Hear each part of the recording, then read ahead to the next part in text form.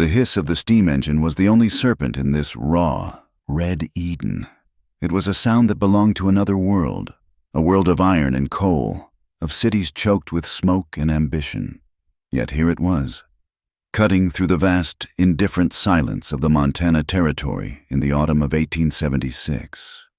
The train, a black iron beast trailing a plume of gray breath, slowed with a piercing scream of metal on metal, its powerful pistons sighing as it surrendered to the end of the line. Red Butte Crossing was less a town and more a wound in the landscape, a place that clung precariously to the newly laid tracks of the Northern Pacific Railroad as if fearing it might be swept away by the first hard wind. The air itself was a cocktail of grit and progress. It smelled of the hot, metallic breath of the locomotive, of creosote-soaked railroad ties baking under the pale sun, and of the ever-present, musky sweat of horses. A fine, rust-colored dust, churned up by the wind and the traffic of wagons, coated everything the raw lumber of the station house, the faded pennants that snapped fitfully from its roof, and the faces of the men who had gathered on the platform. They were a collection of ranchers, prospectors, and railroad men, their eyes narrowed against the glare, watching the train's arrival with the idle, hungry curiosity of those starved for novelty. From the second passenger car, a woman descended. She moved with the careful, deliberate grace of someone whose bones were weary from a long journey. This was Ada Merrick. She was 29 years old, though the fatigue of the cross-country passage from St. Louis had etched faint, temporary lines around her calm, gray eyes. Her dress was a simple, practical affair of bronze-brown wool, sturdy enough for travel and devoid of the fashionable frills that would have been shredded by this unforgiving land. In one hand, she gripped the handle of a heavy leather suitcase, its surface scuffed and scarred with the history of her travels.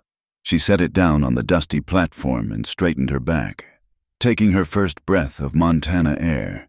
It was thin and sharp, carrying the scent of sagebrush and the distant promise of snow. For a moment, she was merely an anonymous figure against the vast backdrop of the plains. Then, a small, determined phalanx detached itself from the cluster of onlookers and moved towards her. It was a family unit, radiating an aura of grim purpose. The matriarch, a widow in her late 50s named Prudence Sutter, led the charge. Her face was a mask of stern appraisal, her black bombazine dress as rigid and unyielding as her posture. Flanking her were her two grown children. Caleb, at 22, was tall and broad-shouldered, but he carried his strength with a kind of restless unease, his eyes darting from Ada to his mother to the worn planks of the platform. His sister, Ivy, a few years older, possessed none of his uncertainty. She wore a smirk as a permanent accessory, her gaze sharp and critical as it raked over Ada from the worn tip of her boots to the simple coil of her hair. They stopped a few feet from Ada, not offering a hand in greeting or a word of welcome. They simply stood and stared, their collective gaze as invasive as a physical search. Ada felt a familiar prickle of heat rise on her neck, but she kept her expression neutral, her hands clasped loosely in front of her. She had known this moment would be one of inspection. The letters from the matrimonial agency had made that clear. She was, in essence, an item ordered by mail, and the buyers were now examining the merchandise. Prudence Sutter produced a folded letter from her reticule, snapping it open with a flick of her wrist. Her eyes scanned the page, then lifted to fix on Ada, cold and dismissive. The correspondence was clear. "Miss Merrick," Prudence began, her voice as crisp and dry as autumn leaves. "My son requires a wife, a young wife, one who is strong, healthy, and able to provide him with sons to carry on the Sutter name." She paused, letting the weight of her words settle in the suddenly quiet air. "The agent described you as a woman in her prime. It seems his definition and mine differ. We wanted young and fertile. You are past your prime." The words were not shouted. They were spoken with a deliberate, chilling clarity, designed to cut like a shard of glass in the clear light of day. A ripple of murmurs spread through the crowd on the platform. A few of the cowboys, lounging against the station wall, exchanged grins. The distant clang of a blacksmith's hammer ceased, and even the wheezing of the steam engine seemed to hold its breath. In that moment, the entire population of Red Butte Crossing was witness to her public dismissal. Ada did not flinch.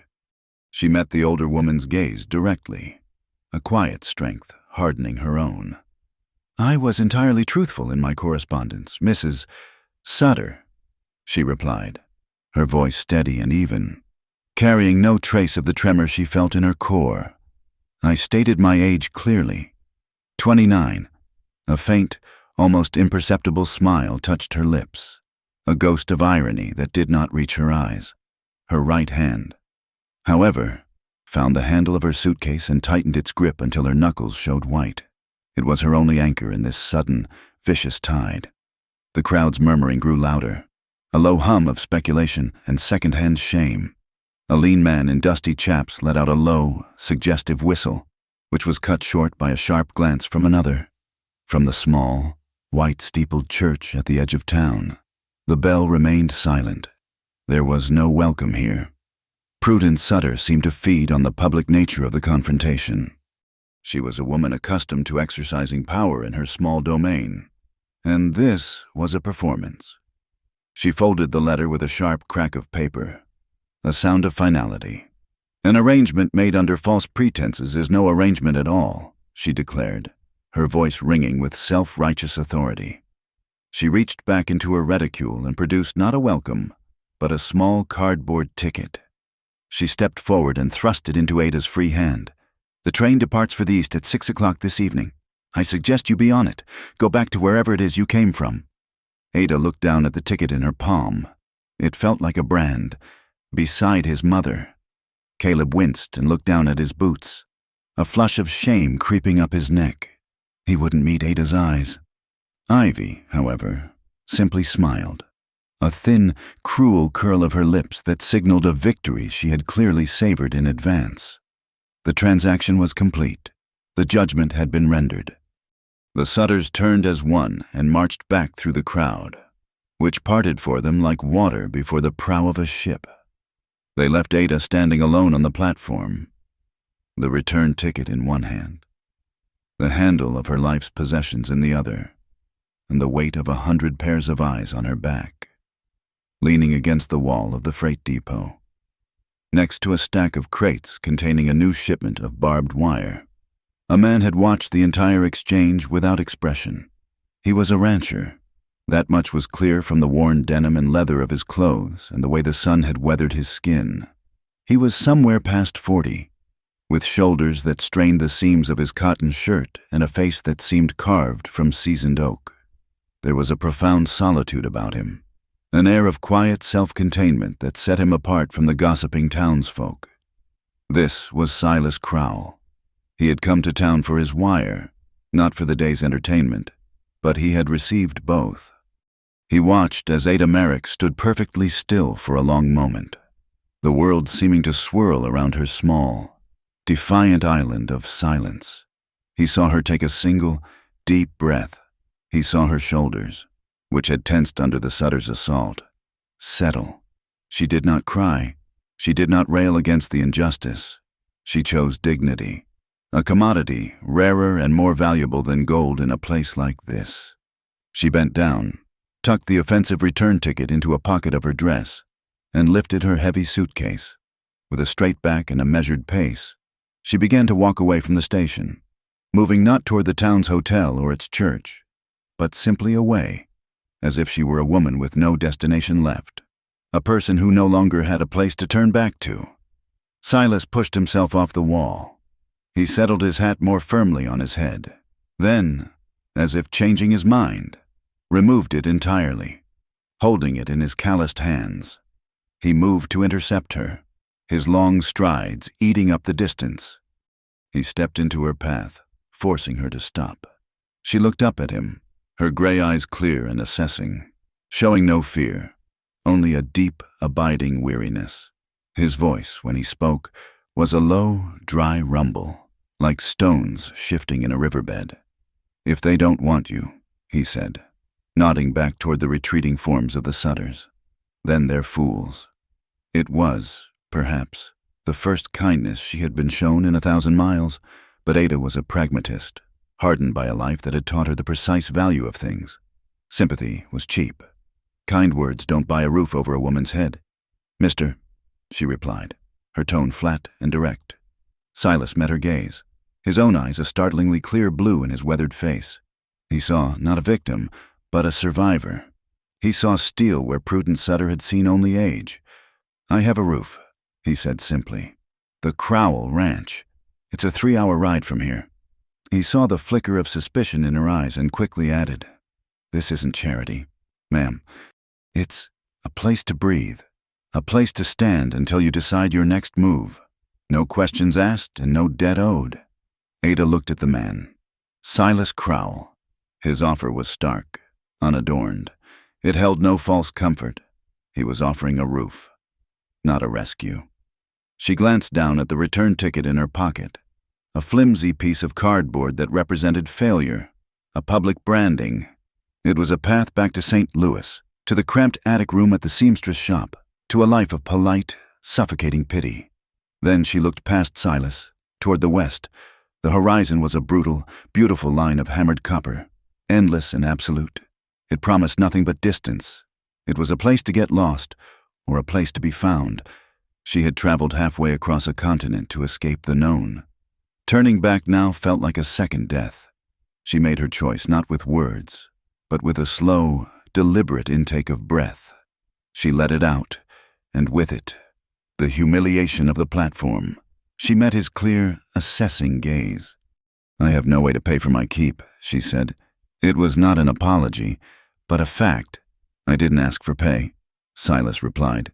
He turned, retrieved her heavy suitcase from the platform as if it weighed nothing, and walked toward a battered buckboard wagon hitched to a pair of sturdy-looking mules.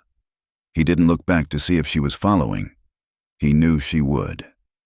Ada adjusted the brim of her bonnet and followed the dust of his boots. The journey was 3 hours of jolting, percussive silence. The wagon wheels screamed against their axles, a sound that set Ada's teeth on edge, but Silas seemed not to hear it. He drove the team with an economy of motion, his hands light but firm on the reins. They left the cluster of raw buildings that constituted Red Butte Crossing and were immediately swallowed by the land. It was a country of profound and intimidating scale. They crossed what Silas called the Sagebrush Flats, a vast gray-green ocean of aromatic scrub that rolled away to the edge of the world. The only movement was the heat shimmering off the dirt and the occasional, fleeting shadow of a hawk overhead. The sky was not blue. It was a high, metallic dome that seemed to press down on the earth, trapping the heat. Ada felt diminished by it. A small, dark speck moving across an enormous, empty canvas. Later, they descended into the Cottonwood Draw, a deep, dry channel carved by millennia of forgotten water. The bleached white branches of the cottonwood trees reached up like skeletal hands, their leaves long since turned to dust. Far in the distance, on a high ridge, she saw a herd of pronghorn antelope. They were exquisite, impulse models of elegant speed, watching the wagon for a moment before vanishing in a silent, fluid explosion of movement. They were part of this place. She was an intruder. Throughout the ride, Silas did not speak. He did not point out landmarks or attempt to fill the silence. He existed within it, as much a feature of the landscape as the rough-hewn buttes or the sharp-edged rocks. Ada, accustomed to the clatter and chatter of the city, found the quiet unnerving at first, but as the miles passed, the silence began to seep into her. It scoured her, cleaning away the shame of the train station, leaving only the simple, physical reality of the hard wagon seat, the dry wind on her face, and the steady, rhythmic plodding of the mules. When they finally arrived, the sun was a fiery smear in the west, bleeding red into the dust. The Crowell Ranch was not a place of comfort. It was a testament to endurance. The house was a single, large log cabin, its timbers silvered by sun and wind. The chinking between them cracked and in some places missing. A wide, covered porch ran the length of the front, but it offered little welcome. Nailed to one of the supporting posts, forgotten, hung a worn-out saddle. Its leather split and the stitching on the seat unraveled. It was a job left undone, a symbol of neglect that spoke volumes. The barn, set 50 yards from the house, was in worse shape. A portion of the roof on the north side had collapsed, likely under the weight of a previous winter's snow, leaving a gaping hole. Beside it stood a stone-lined well, its wooden bucket resting on the lip, solid and functional. But the most telling feature was the silence. A row of empty cattle stalls lined the main paddock, on hooks driven into the barn wall. A dozen cowbells hung in a neat row, their clappers still, coated in dust. Ada stepped down from the wagon, her legs stiff. She knew the signs of a hard-luck outfit. This ranch was breathing, but barely. It was haunted by the ghosts of a herd that was no longer there. She had heard whispers in St. Louis of the cattle plagues, the black leg and anthrax that could wipe out a man's entire fortune between one frost and the next. This was what that loss looked like. Silas carried her suitcase onto the porch. "The room is small," he said, gesturing inside, "but the roof is sound." He pushed the door open, and Ada stepped past him. The inside was dim, smelling of wood smoke, old coffee, and the faint, mineral tang of the dust. It was mostly one large room, dominated by a massive stone fireplace at one end, a rough-hewn table with 2 chairs in the center, and a cooking area against the back wall. A simple pine shelf held a few tin plates, 2 cups, and a heavy iron skillet. But on that shelf, amidst the sparse utility, Ada saw one object that didn't fit the narrative of neglect: a hurricane lamp. Its glass chimney was spotless, its brass base polished to a bright gleam, the wick trimmed and ready. This was not a house that had been given up on. It was a house steeped in sadness, yes, but not despair. Someone, this silent, solitary man, still bothered to polish a lamp, to be ready for the night.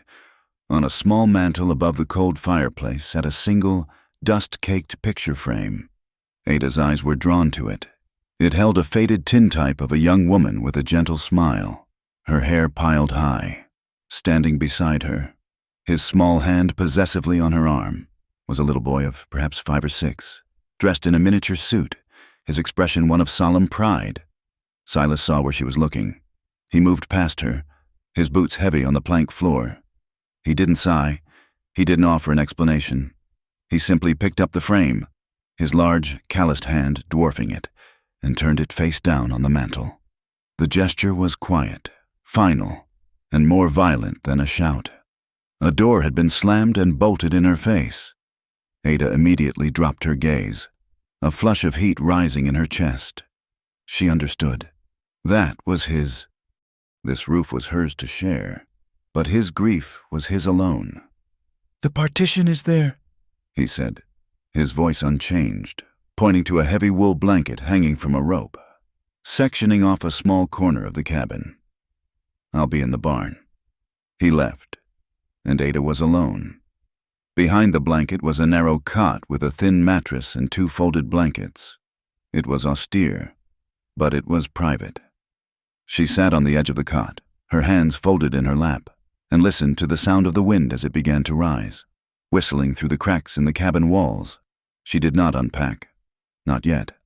An hour later, he returned. He didn't knock, but his footsteps on the porch announced him. He came in carrying 2 tin bowls. He placed one on the table for himself and the other on the stool near her curtained-off space. "It's stew," he said. He retrieved a spoon for her and one for himself, and they ate. The silence was absolute, broken only by the scrape of their spoons against the tin. It was not the awkward, strained silence of the wagon ride, nor the judgmental silence of the train platform.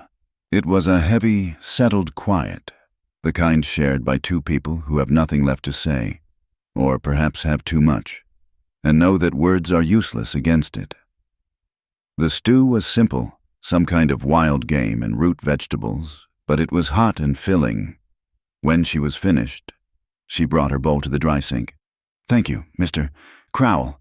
It was good." He nodded, already washing his own bowl with water from a bucket. "Good night, Miss Merrick. Good night." She retired behind her curtain, too weary to even remove her dress, and fell into a heavy, dreamless sleep. She awoke before dawn to a cold, Profound darkness. A thin sliver of gray light was just beginning to outline the cabin's single window. She heard a faint sound outside her partition, the soft scrape of ceramic on wood, then the sound of the main cabin door opening and closing. She waited a moment, then rose and pushed the heavy blanket aside. On the floor, just outside her space, sat a steaming tin mug of milk. Ada stared at it for a long time. It was an offering of simple, unasked-for comfort, a gesture of civility in a place that seemed to have forgotten the word. She picked it up. It was hot, the milk, rich and sweet. She drank it slowly, the warmth spreading through her. That day, Silas rode out early, checking fence lines or hunting. She didn't know. Ada was left to the house. She looked at her valise, then at the cabin. The choice was clear. She couldn't be a guest. She had to be useful. She did not touch his side of the room. She did not go near the mantel or the downturned photograph, but she took stock of the shared spaces. From her valise, she removed a bolt of plain, sturdy linen she had intended for her trousseau, with her own shears and thread. She sat at the table and began to work. By midday, she had sewn a simple, clean tablecloth, covering the knife-scarred wood. She moved to the kitchen shelf. She didn't rearrange it to her own liking. She simply made it better. She scrubbed the tin plates until they shone. She found a jar of soft soap and scoured the skillet, removing a layer of old grease. She organized the few tins of coffee, salt, and sugar into a neat row. She didn't invade. She just made the space tidy. When Silas returned at dusk, he stopped just inside the door. His eyes took in the cabin. He saw the white cloth on the table, the gleam of the clean plates on the shelf. He said nothing, but as he prepared their simple supper, she noticed him hesitate, his hand hovering over the clean skillet, as if relearning its place. They learned each other in these small, silent exchanges. One afternoon, Ada found the main kitchen knife, a heavy, dull thing. She took it to the grindstone by the well, and with the practiced, steady hands of a woman used to sharp tools, she worked the blade until it held a razor edge. That evening, when Silas cut the bread, his hand moved with a new, surprised ease. He glanced at her, a quick, sharp look of acknowledgement. The next morning, the squeak of the cabin's main door hinge, a sound that had grated on her nerves, was gone. She saw the fresh, dark residue of grease in the joint. A few nights later, a storm blew in from the north. It was not a rainstorm, but a brutal assault of wind and dust. The wind howled like a grieving animal, and a fine, choking grit began to pour through the gaps in the floorboards and around the window frame. Ada awoke coughing, the air thick. She could hear Silas moving in the main room. She emerged from her partition to see him trying to stuff rags into the largest gap under the window. The wind simply spat them back out. Without a word, Ada grabbed one of her own thick wool blankets from her cot, folded it into a dense roll, and jammed it against the bottom of the door. The main draft lessened. Silas, seeing her solution, grabbed a loose plank from the woodpile and, in the howling chaos of the storm, found a hammer and nails. With 3 solid blows, he secured the board over the rattling window frame, sealing the worst of the leak. They stood for a moment in the sudden, relative quiet, breathing heavily in the dust-filled air. He gave her a short, curt nod. She nodded back. They were a team, forged in the silent cooperation of survival. Later that week, while Silas was gone, Ada finally unpacked her valise.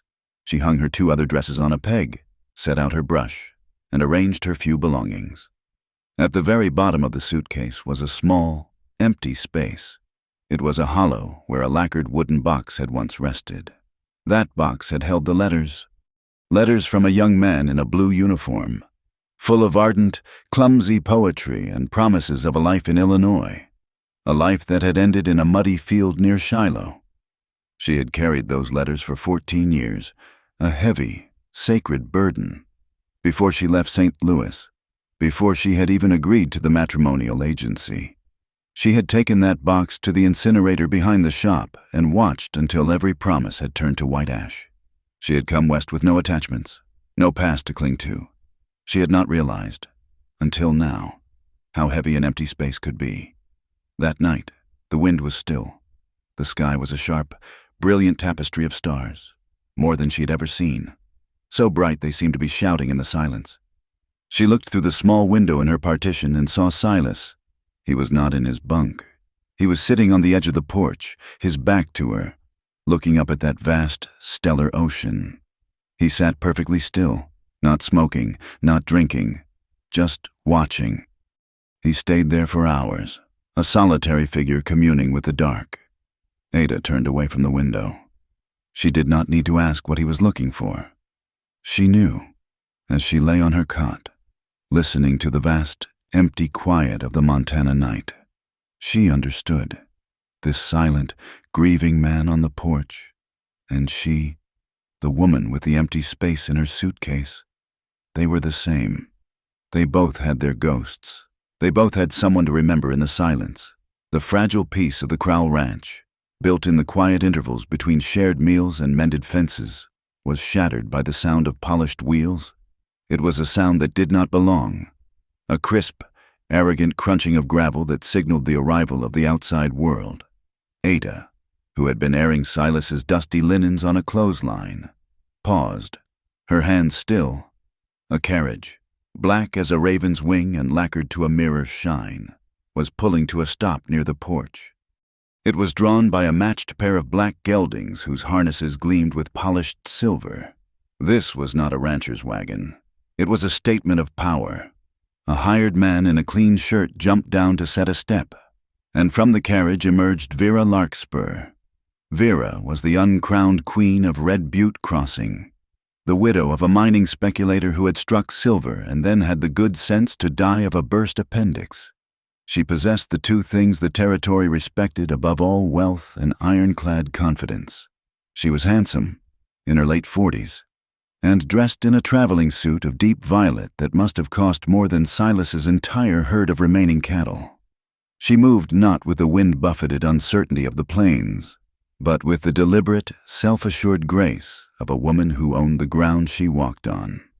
She smiled as she saw Ada, a smile that was bright, broad, and utterly controlling.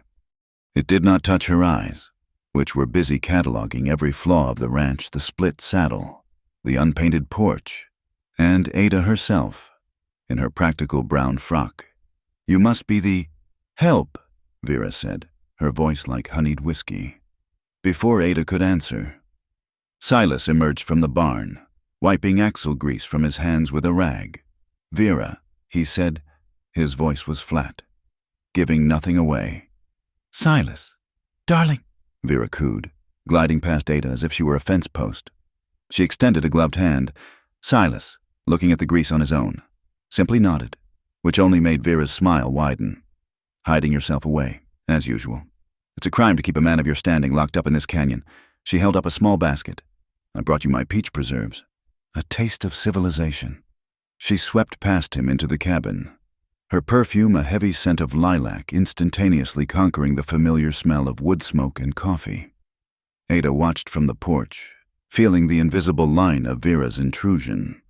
She was inspecting the cabin, her gaze lingering on the downturned photograph on the mantel, on the 2 tin cups by the sink, on the blanket partition. "You're rattling around in this big old place." "Silas," Vera said, placing the jam jar squarely in the center of the clean tablecloth Ada had sewn. It looked like a territorial flag. "It's not healthy. All this solitude. The town misses you. I miss you." She turned, her movements practiced and smooth. "Which is why I'm here. I'm hosting a social at the Silver Spur Saloon next Saturday. A proper one. With a fiddler from Miles City. It's time to celebrate the railroad's progress." She fixed him with her bright, demanding gaze. "I expect you to be there. A man like you shouldn't be living on the fringe." "Silas, it's time you came back to the world." Silas leaned against the door frame, his bulk filling it. "Not much for parties." "Vera, you know that. Nonsense. It's just what you need." She glanced over her shoulder at Ada, who was still standing by the porch rail, silent and watchful. Vera's smile tightened almost imperceptibly. "It will be a chance for you to reconnect with your peers." She tapped the jam jar. "Don't be a stranger." With that, she swept back out, her hired man handing her into the carriage as if she were fragile royalty. The black carriage turned and disappeared, leaving a cloud of dust and the cloying scent of lilacs in its wake. Vera's visit was not just a social call. It was the firing of the first shot. The town, which had been idly speculating, now had a focal point.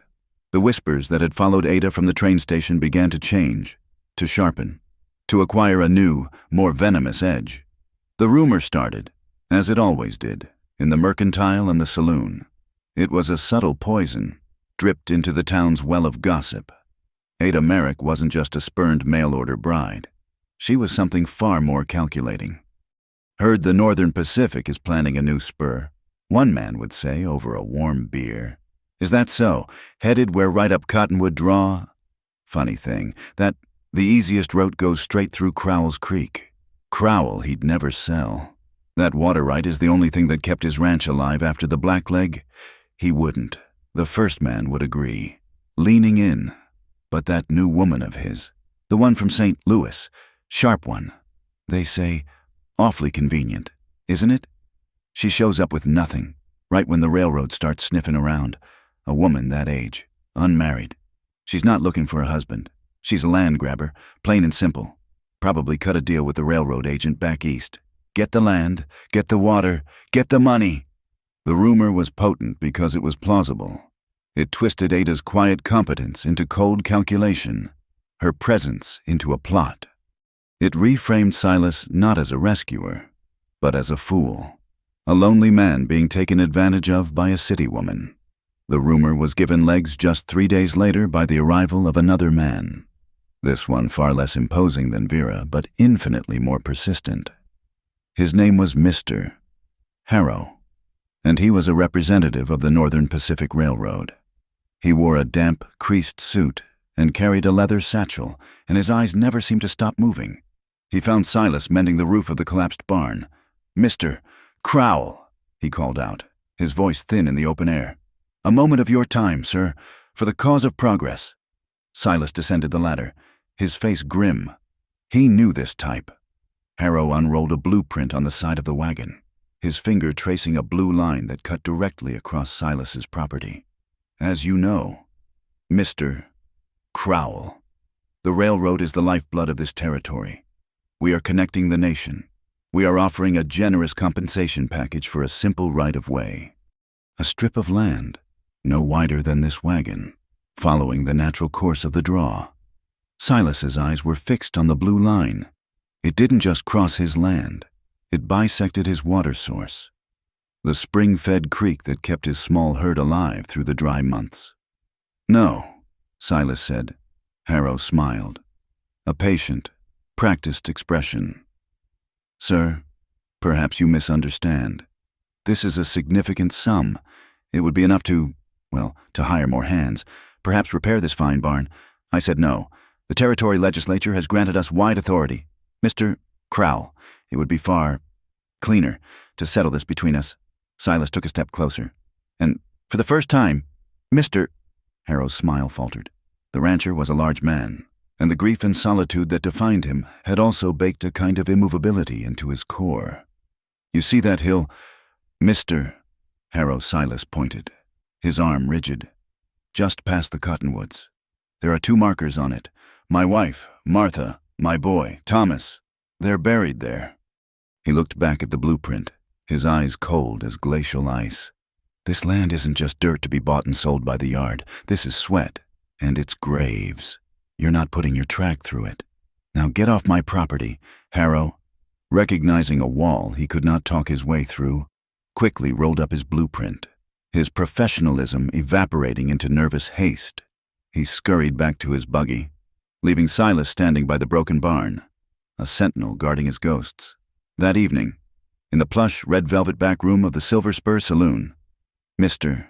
Harrow recounted his failure to 2 other interested parties. Vera Larkspur swirled a glass of brandy, listening intently. The third person was Ross Kincaid, a local contractor who owned the lumber yard, the freighting concession, and the mortgage on half the businesses in town. He was a man with a wide girth and a wider, more rapacious smile, his thumbs perpetually hooked in his waistcoat. "He's a stubborn fool, always has been," Kincaid grunted, biting the end off a cigar.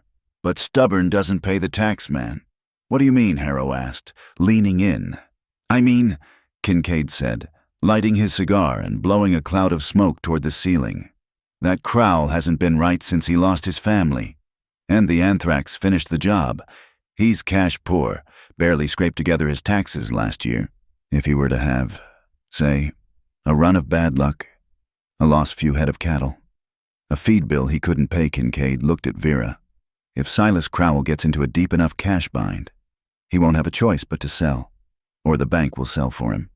And I, for one, would be happy to take that land off his hands and resell it to our friend from the railroad at a vigorous profit."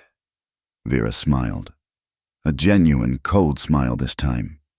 She took a delicate sip of her brandy. "I do hate to see a good ranch go to waste, Ross. And I hate to see a good man like Silas make such poor decisions." She looked at Harrow.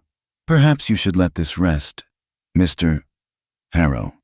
The people of Red Butte Crossing know how to take care of their own." Ada knew nothing of this meeting. She knew only what she felt. The next time she rode into town for supplies, a spool of thread, and a small sack of flour, the atmosphere was no longer one of idle curiosity. It was one of open hostility. She walked into the mercantile, the same one where Silas had bought his wire. Mrs. Henderson, the proprietor's wife, who had been polite on her last visit, suddenly found herself very busy counting tins of beans. The two other women in the store, who had been chatting by the bolt goods, went silent.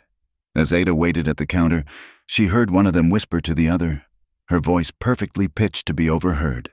"That's her, the one from St. Louis. Can you imagine the nerve I know? And Silas, of all people..." Prudence Sutter was right to send her back.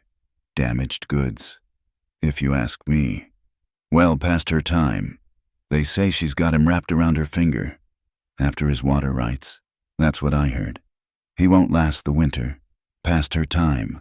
Damaged goods. Expired.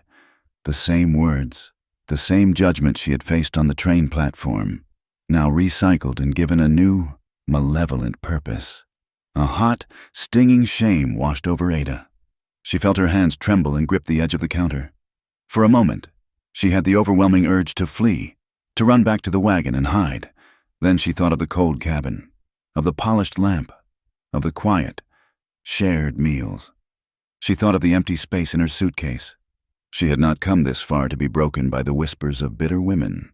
She chose, as she had at the station, a beautiful, terrible silence. She straightened her spine. When Mr. Henderson finally, reluctantly, came to the counter, she did not raise her voice. "A sack of flour and one spool of white cotton thread, please." She paid for the items not with Silas's money, but from her own small coin purse.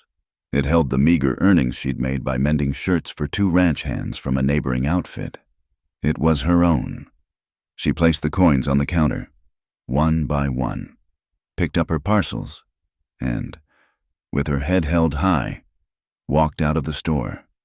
She didn't know that Silas, who had been arranging for a new wagon wheel across the street, had seen the entire exchange through the mercantile window. He had seen the women turn their backs. He had seen the rigid set of Ada's shoulders. When she returned to the wagon, he said nothing of it. But 2 days later, when he needed to fetch a new keg of nails, he said, "I'm heading to town. You're coming with me." It wasn't a question. Ada, remembering the humiliation of the store, felt a knot of dread. "I don't need anything.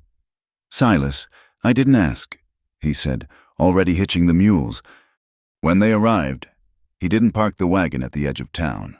He drove it directly down the center of the main street and hitched it in front of the mercantile. He got down, then walked around and stood by her side of the wagon. He didn't offer a hand, but he waited. Ada understood. This was not a trip for nails. This was a message. She descended from the wagon. Silas fell into step beside her. He didn't stride ahead, leaving her to follow, nor did he walk behind.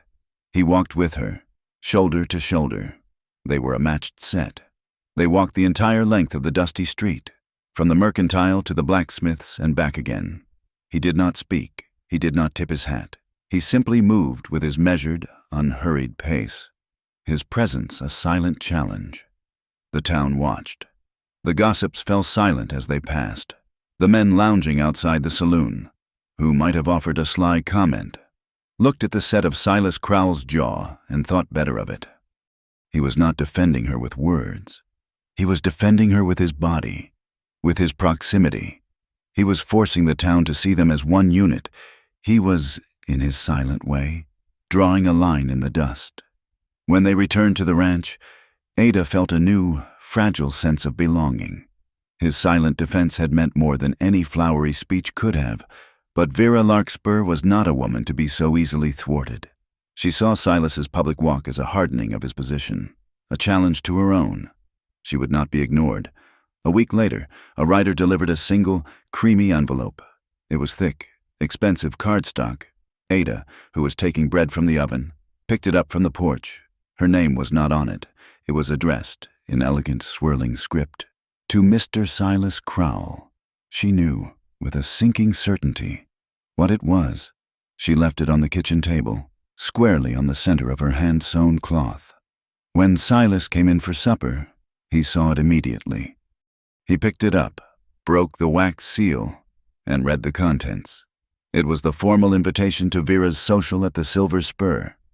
Ada turned, busy with the bread. "It's for the party," she said, her voice quiet, carefully neutral. "You should go if you want to." She was offering him an escape. She was also holding her breath. This was the true test. Vera had deliberately and publicly excluded her, designating her as the invisible housekeeper, the woman not worthy of a name on an invitation. If he stayed home, it was a declaration. If he went, Silas stood by the table, the invitation in his hand. He looked at Ada's back. He saw the tension in her shoulders. He looked at the invitation, a symbol of the complicated, grasping world he despised. Vera was trying to draw him in.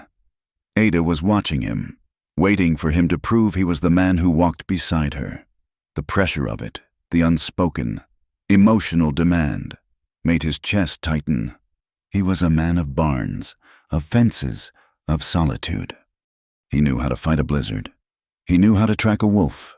He did not know how to fight this. The old habit, the instinct to retreat from emotional complexity, to flee the very things he had lost, was too strong. Avoidance was his oldest, most trusted shield. With a low, frustrated sound, he tossed the invitation back on the table. He walked to the wash basin, scrubbed his face, and then, without a word, went to the peg where his one clean shirt hung. He pulled it on. Ada did not turn around. She heard the scrape of his boot as he pulled it on. She heard the sound of the door opening and the sound of it closing, leaving her alone in the cabin. He hadn't gone because he wanted to be at the party. He hadn't gone to spite her. He had gone because it was easier than staying. It was easier than having the conversation, easier than facing the choice Vera had forced upon him. He had chosen, in the end, to retreat. That night, Ada did not sleep. She sat at the table in the quiet, empty cabin, the smell of fresh bread cooling on the rack. She lit a single tallow candle and placed it on the table beside the invitation. She watched the small, steady flame consume the wax, hour by hour, the tiny beacon in the vast, dark cabin. She watched as the flame slowly devoured its fuel, the wax pooling, rising, until finally, in the darkest hour before the dawn, the wick sputtered and drowned. The cabin was plunged into total darkness. Ada sat in the dark, her hands steady in her lap. She had been returned. She had been sheltered. And now, she had been left behind. She made a decision, not in anger, but in the cold, clear light of absolute necessity. She would not wait for Silas to choose her. She would not wait for the town to accept her. She would not wait for anyone else to grant her permission to exist. Silas returned from the Silver Spur in the pale, cold hours of the morning. He found the cabin dark. The candle on the table a solidified pool of tallow. He did not see Ada. He assumed, with a mixture of guilt and relief, that she was asleep behind her curtain. He himself did not sleep. He sat on the porch, his one clean shirt smelling of Vera's lilac perfume and stale cigar smoke, and watched the gray light contaminate the darkness. He had avoided a scene in his own home, only to walk into a different kind of trap. Vera's party had been a public inquisition, 100 subtle questions about his house guest, each one barbed with insinuation. He had left in a quiet rage, as much at himself as at her. He did not see Ada at all the next day. She had risen before him, packed a small satchel, and, taking the mule she had come to consider her own, had ridden out. She left a note on the table, next to the offending invitation. Mr. Crowell, I have taken work in Pine Ridge Junction. I will be gone for 3 days to sew for the preacher's family. I have left stew on the stove. A Merrick. The note was polite, informative, and as cold as a banker's ledger. It was a declaration of independence, and it landed in Silas's gut like a stone. Ada rode east, away from the ranch, away from Red Butte Crossing. The work was real. The preacher's wife had 6 children and a mountain of mending. It was a chance to earn her own coin, to reinforce the decision she had made by candlelight. She would not be a dependent, waiting for a man to choose her. She would be her own foundation. But the land itself seemed to mirror the turmoil in her heart. The sky was a strange, unsettling color, a high, pale blue bruised with leaden gray. There was no wind, and the air was thick, carrying the heavy, metallic smell of impending rain. It felt like the whole world was holding its breath. Her route took her along the high ridges, giving her a wide view of the territory. To her left, the land fell away sharply into a deep, twisting arroyo known locally as Devil's Wash. It was a place the locals avoided, a narrow scar in the earth, bone-dry 99% of the time, and a raging, murderous torrent the other one. She glanced down into its depths, noting the sun-bleached rocks and the steep, crumbling sides, and urged her mule a little further from the edge. That's when she saw them. A movement, far below. It wasn't one, but a dozen. A small herd of wild mustangs, a pinto stallion, several mares, and 4, maybe 5 long-legged colts. They were trapped. They must have wandered down into the wash looking for the last vestiges of water and were now unable to find the single, narrow game trail they had used to get in.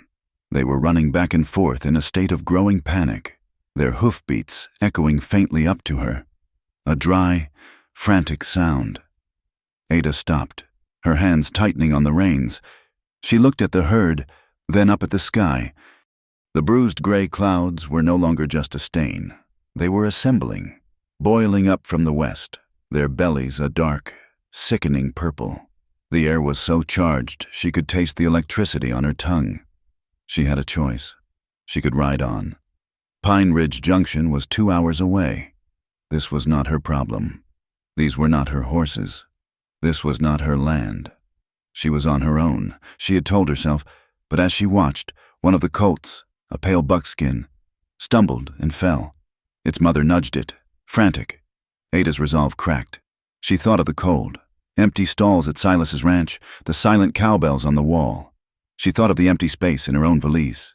She could not, she realized, be a woman who rode away. She turned the mule, her heels digging into its flanks, and rode back the way she had come, not with the steady pace of departure, but with the desperate, pounding urgency of a warning. She burst into the ranch yard, scattering chickens. The mule was lathered, its breath sawing. Silas was in the corral, mending a bridle, his back to her. He spun around, startled by the sound, his face a mask of confusion. "Silas!" she yelled, her voice raw. She didn't dismount. The wash Devil's Wash. There's a herd of mustangs trapped in the bottom, the sky it's going to flood for 1 second. He just stared at her. The man who had walked away from her. The woman who had left him a cold note. All of that evaporated. He saw the truth in her eyes. He didn't ask a single question. He dropped the bridle, moved in a blur, and emerged from the barn in seconds. already saddling his fastest horse. He grabbed a heavy lariat from a peg. The west bank, he yelled at her. Swinging into the saddle. There's a shallow grade about a mile north of the fork. It's their only chance. They rode side by side, their mounts stretched into a full gallop, eating up the sagebrush flats. The quiet, heavy air was now broken by the first low, distant rumble of thunder. It was not a sound. It was a vibration felt in the chest, a promise of violence. Their hearts hammered in time with the hooves and the sky. They reached the ridge overlooking the gulch just as the world changed. The thunder cracked directly overhead, a sharp, splitting sound, and the sky tore open. It was not rain. It was a solid, falling wall of water, driven by a howling wind. The drops were as big as bullets, stinging their faces, lashing like whips. In seconds, they were soaked to the skin. There, Silas pointed. Below them, the herd was in a full-blown panic, rearing and screaming as the dry, dusty bottom of the wash began to run. The hard-pan land, unable to absorb the sudden deluge, was shedding water in 1,000 tiny rivers, all pouring over the rim and into the narrow canyon. "We've got to get behind them, push them north to the grade," Silas shouted over the roar of the storm. They urged their horses down the treacherous, muddy slope, sliding and stumbling. They reached the bottom, already a slick, greasy soup, and split apart. Silas took the upstream side, Ada the downstream, creating a V to funnel the terrified animals. "Hiya, get up!" Ada screamed, flapping the ends of her reins, her voice thin against the wind. The stallion, seeing a threat, bugled a challenge. Then, smarter than the rest, seemed to understand. He wheeled and began to push his mares north, up the wash, toward the escape route Silas had spoken of, but the water was rising with terrifying, unnatural speed. It was no longer a trickle, it was a churning, brown torrent, ankle-deep, then knee-deep to the horses. In a matter of minutes, they were almost at the shallow grade, a crumbling bank of earth, when the pale buckskin colt that Ada had seen before slipped in the sucking mud. It went down on its side, and the rising water, now carrying debris, washed over it. The colt let out a high-pitched, piercing squeal of terror. "Silas!" The colt Ada shrieked. "Leave it, Ada! There's no time! The main wall is coming!" he bellowed, sensing the deeper, heavier roar of the true flash flood approaching from the high country. She ignored him. She couldn't. She took her own rope, quickly dallied it around her saddle horn, and, without a second thought, swung down from her mule. Landing thigh-deep in the cold, viscous mud, she fought her way to the thrashing animal, the water pushing against her skirts like a solid, malevolent hand. She got the loop over the colt's head, pulled it tight, and scrambled back. "Pull!" she screamed at her mule, slapping its rump, the mule, blessedly steady. Dug in, its ears flat. Silas, on the bank above, saw what she was doing. He saw her impossible, reckless courage. He saw her about to be swept away for a worthless horse. "Damn it all," he roared. He spurred his own horse, getting a better position. He uncoiled his own lariat and, with a flick of his wrist, sent the loop sailing. It landed perfectly, settling around the colt's neck alongside Ada's. Now he yelled, and his powerful ranch horse leaned into the pull. The strain was immense. Ada, in the mud, put her shoulder to the colt's rump, shoving with all her strength. Above, Silas's horse dug in, its muscles trembling. Silas himself was leaned back in the saddle, every line of his body taut. As he pulled, his horse slipped on the wet rock, and he was thrown forward. His arm and shoulders smashed against a jagged outcrop of granite hidden by a dead cedar branch. Ada heard the fabric of his shirt rip, a sound as sharp as the thunder. He grunted in pain but did not lose his grip. The combined force was enough. The colt found its footing, scrambled, and half fell, half was dragged up the muddy embankment to safety. Ada, exhausted, tried to follow, but the mud had her. And then the sound came. The deep, guttural roar. "Ada."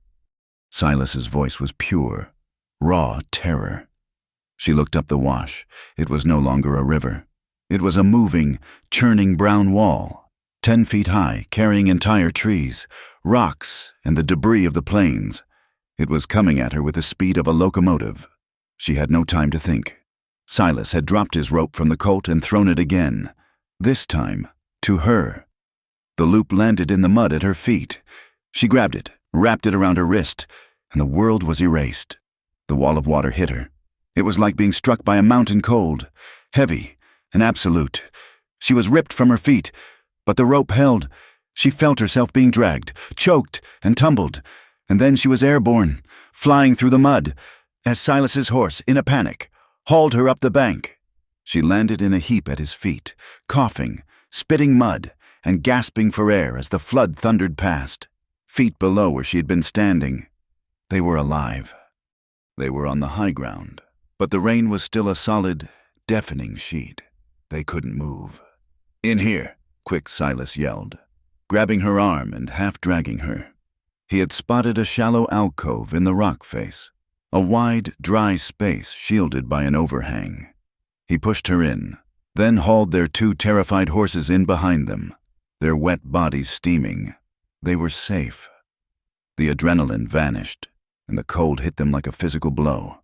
Ada began to shake, her teeth chattering so violently she could barely stand. The world was reduced to the gray, roaring curtain of rain just outside their shelter. Silas moved, his face grim, his torn shirt exposing a long, ragged gash on his shoulder that was welling with blood. He ignored it. He turned to his saddle and unstrapped his bedroll. He fumbled with the leather straps. His hands, she noticed, were shaking. He ripped the wool blanket free. He didn't ask. He didn't speak. He stepped in front of her, his large body blocking the view of the storm, and wrapped the thick, dry blanket around her, pulling her tight against him. He enveloped her, his arms circling her, his hands gripping her shoulders, sharing his own body heat. His hands were trembling. It wasn't just the cold. It was the aftershock of fear, the visceral terror of almost watching her die. She could feel his heart hammering against her chest. Or maybe it was hers. She looked up, her face streaked with mud, her hair plastered to her skull. He looked down, his own face a mask of raw emotion. His eyes dark. The air between them was electric, hotter than their breath, which mingled in a white cloud in the cold alcove. He leaned in, his gaze fixed on hers. She did not pull back. The world, the storm, the entire vast territory disappeared. There was only the few inches of space between them. His forehead pressed against hers. It was not a kiss. It was a more profound contact, a press of bone to bone, a silent, desperate confession. You are here. You are alive. It was an acknowledgement of the shared void they had just faced. A sudden, searing connection that went deeper than words. A tacit admission of the solitude that defined them both. The moment stretched, taut and fragile, for a long, shuddering heartbeat.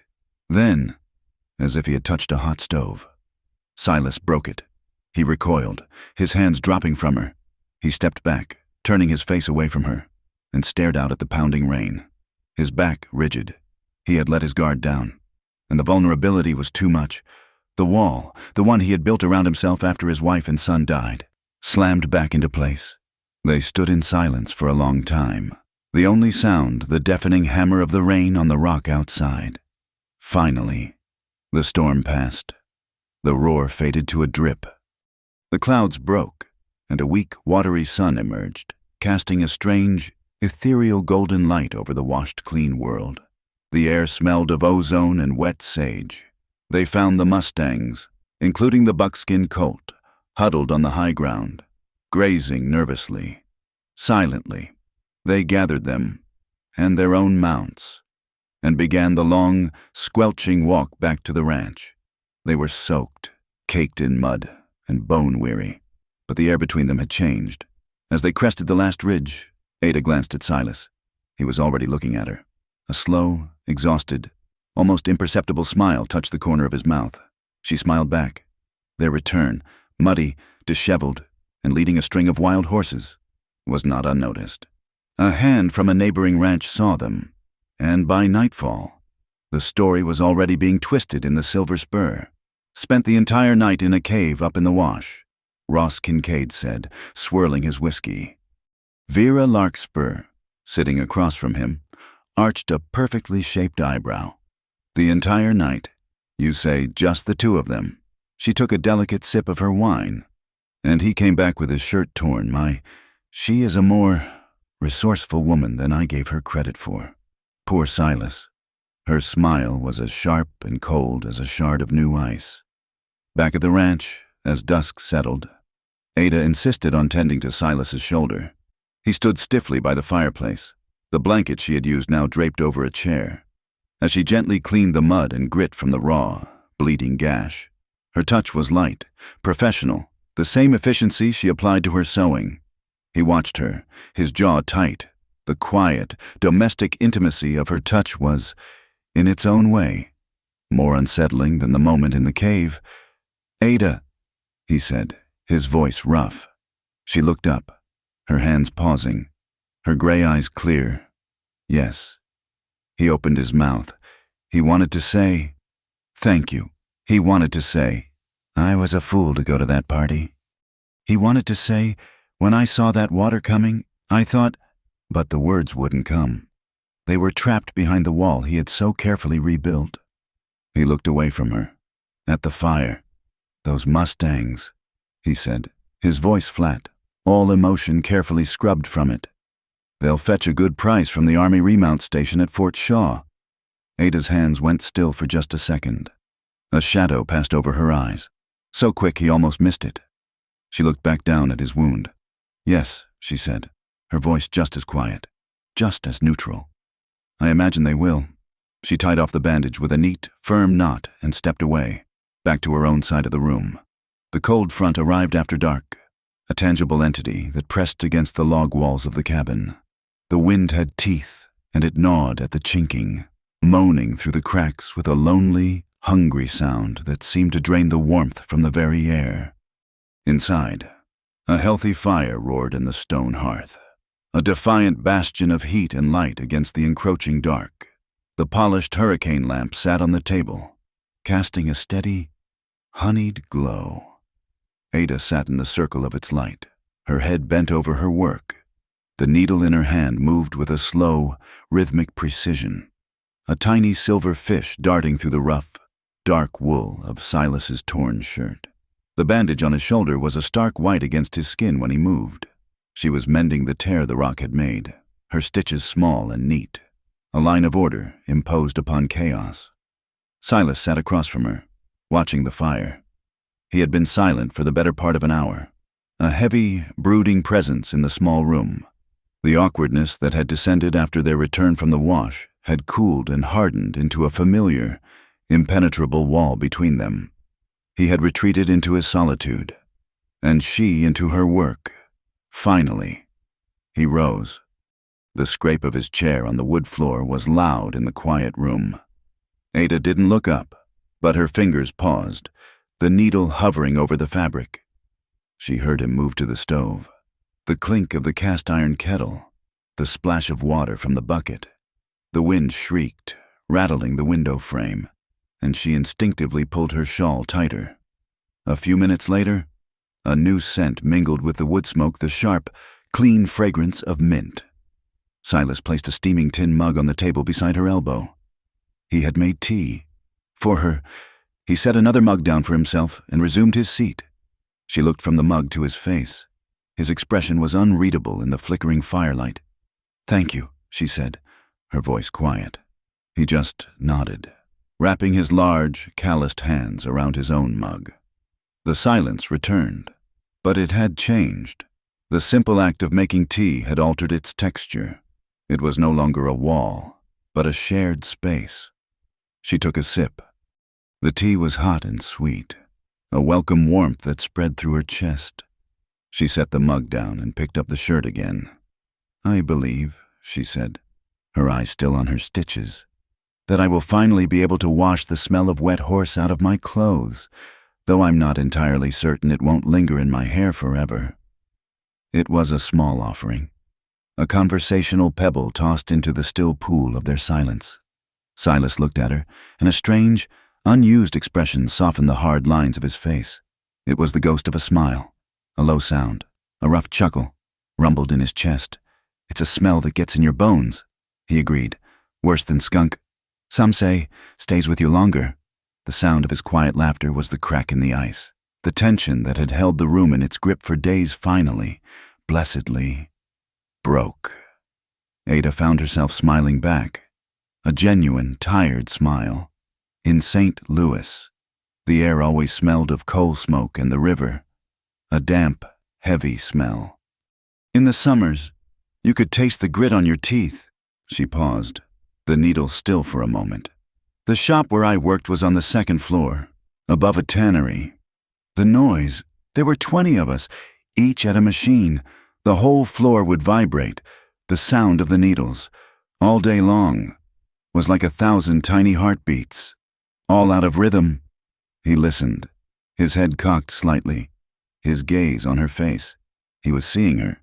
She realized, not as a problem or a responsibility, but as a person who had lived a life before she stepped off that train. It was good work. She continued, the memories surfacing, unbidden. I was the fastest on the line. I could finish a dozen shirts before noon. The forewoman, Mrs. Gable. She used to say I had a machinist's hands, not a seamstress's. But the noise, sometimes at night, in my room, I could still hear it, that frantic, metallic pulse. I think that's why I came west. I wanted to hear nothing for a little while.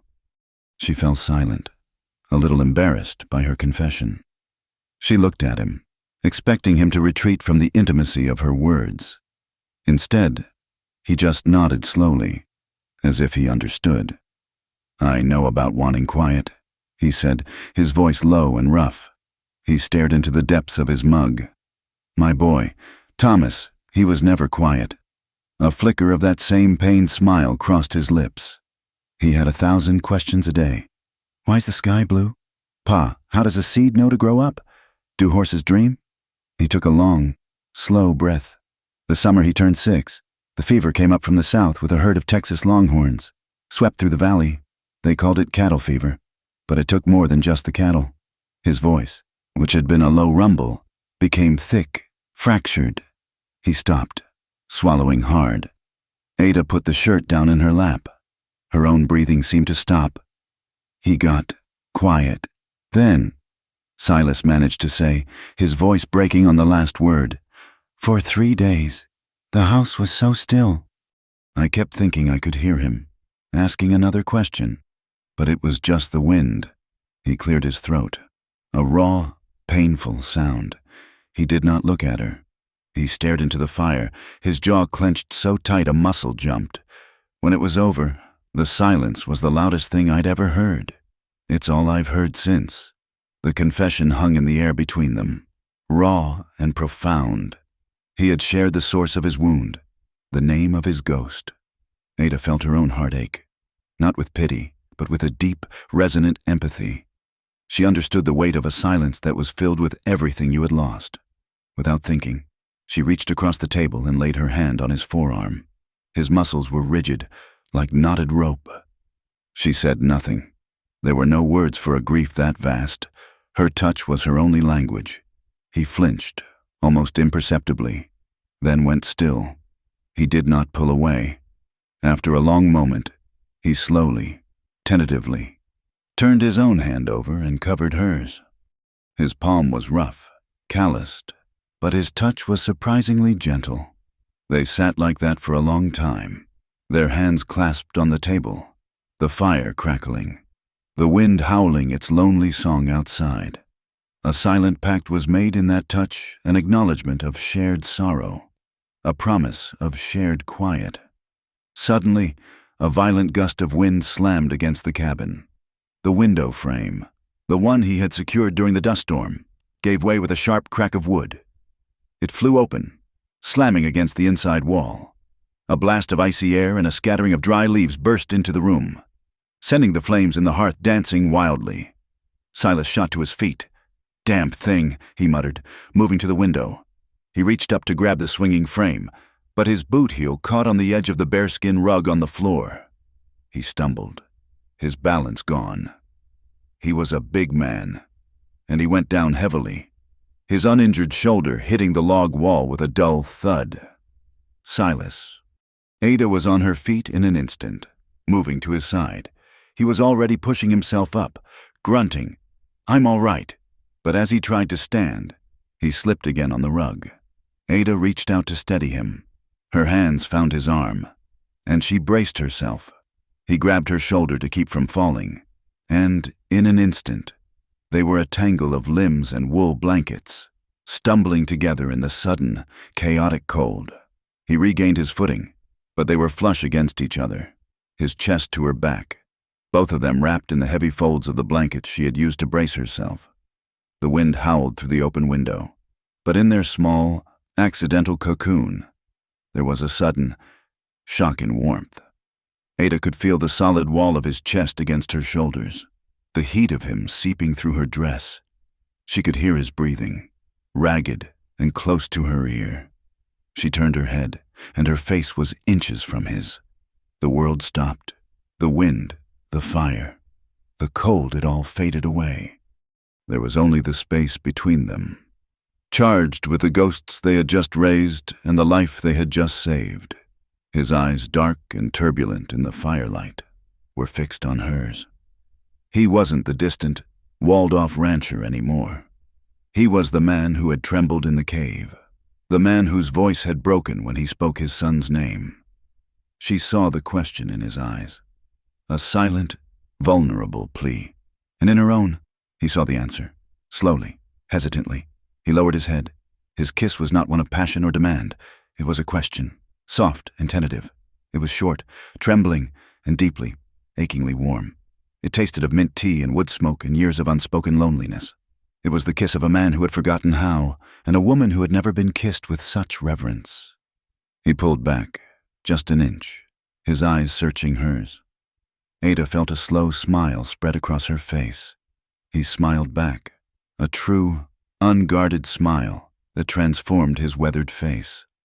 He pressed his forehead against hers, a gesture of profound relief, and she felt him exhale a long, shuddering breath, as if he'd been holding it for a decade. His hand, the one that had been gripping her shoulder, slid down to find hers, his fingers lacing through her own. They stood like that, wrapped in the blanket, their foreheads touching, their hands clasped, the icy wind a forgotten thing. Ada raised her free hand and gently, her fingers tracing the line of the clean white bandage on his shoulder. "Here," she whispered, her voice barely audible over the wind. Her fingers came to rest just over the wound. "You're still alive." He closed his eyes, his breath catching. "And I want to be," he answered, his voice thick with an emotion so raw it made her heart ache.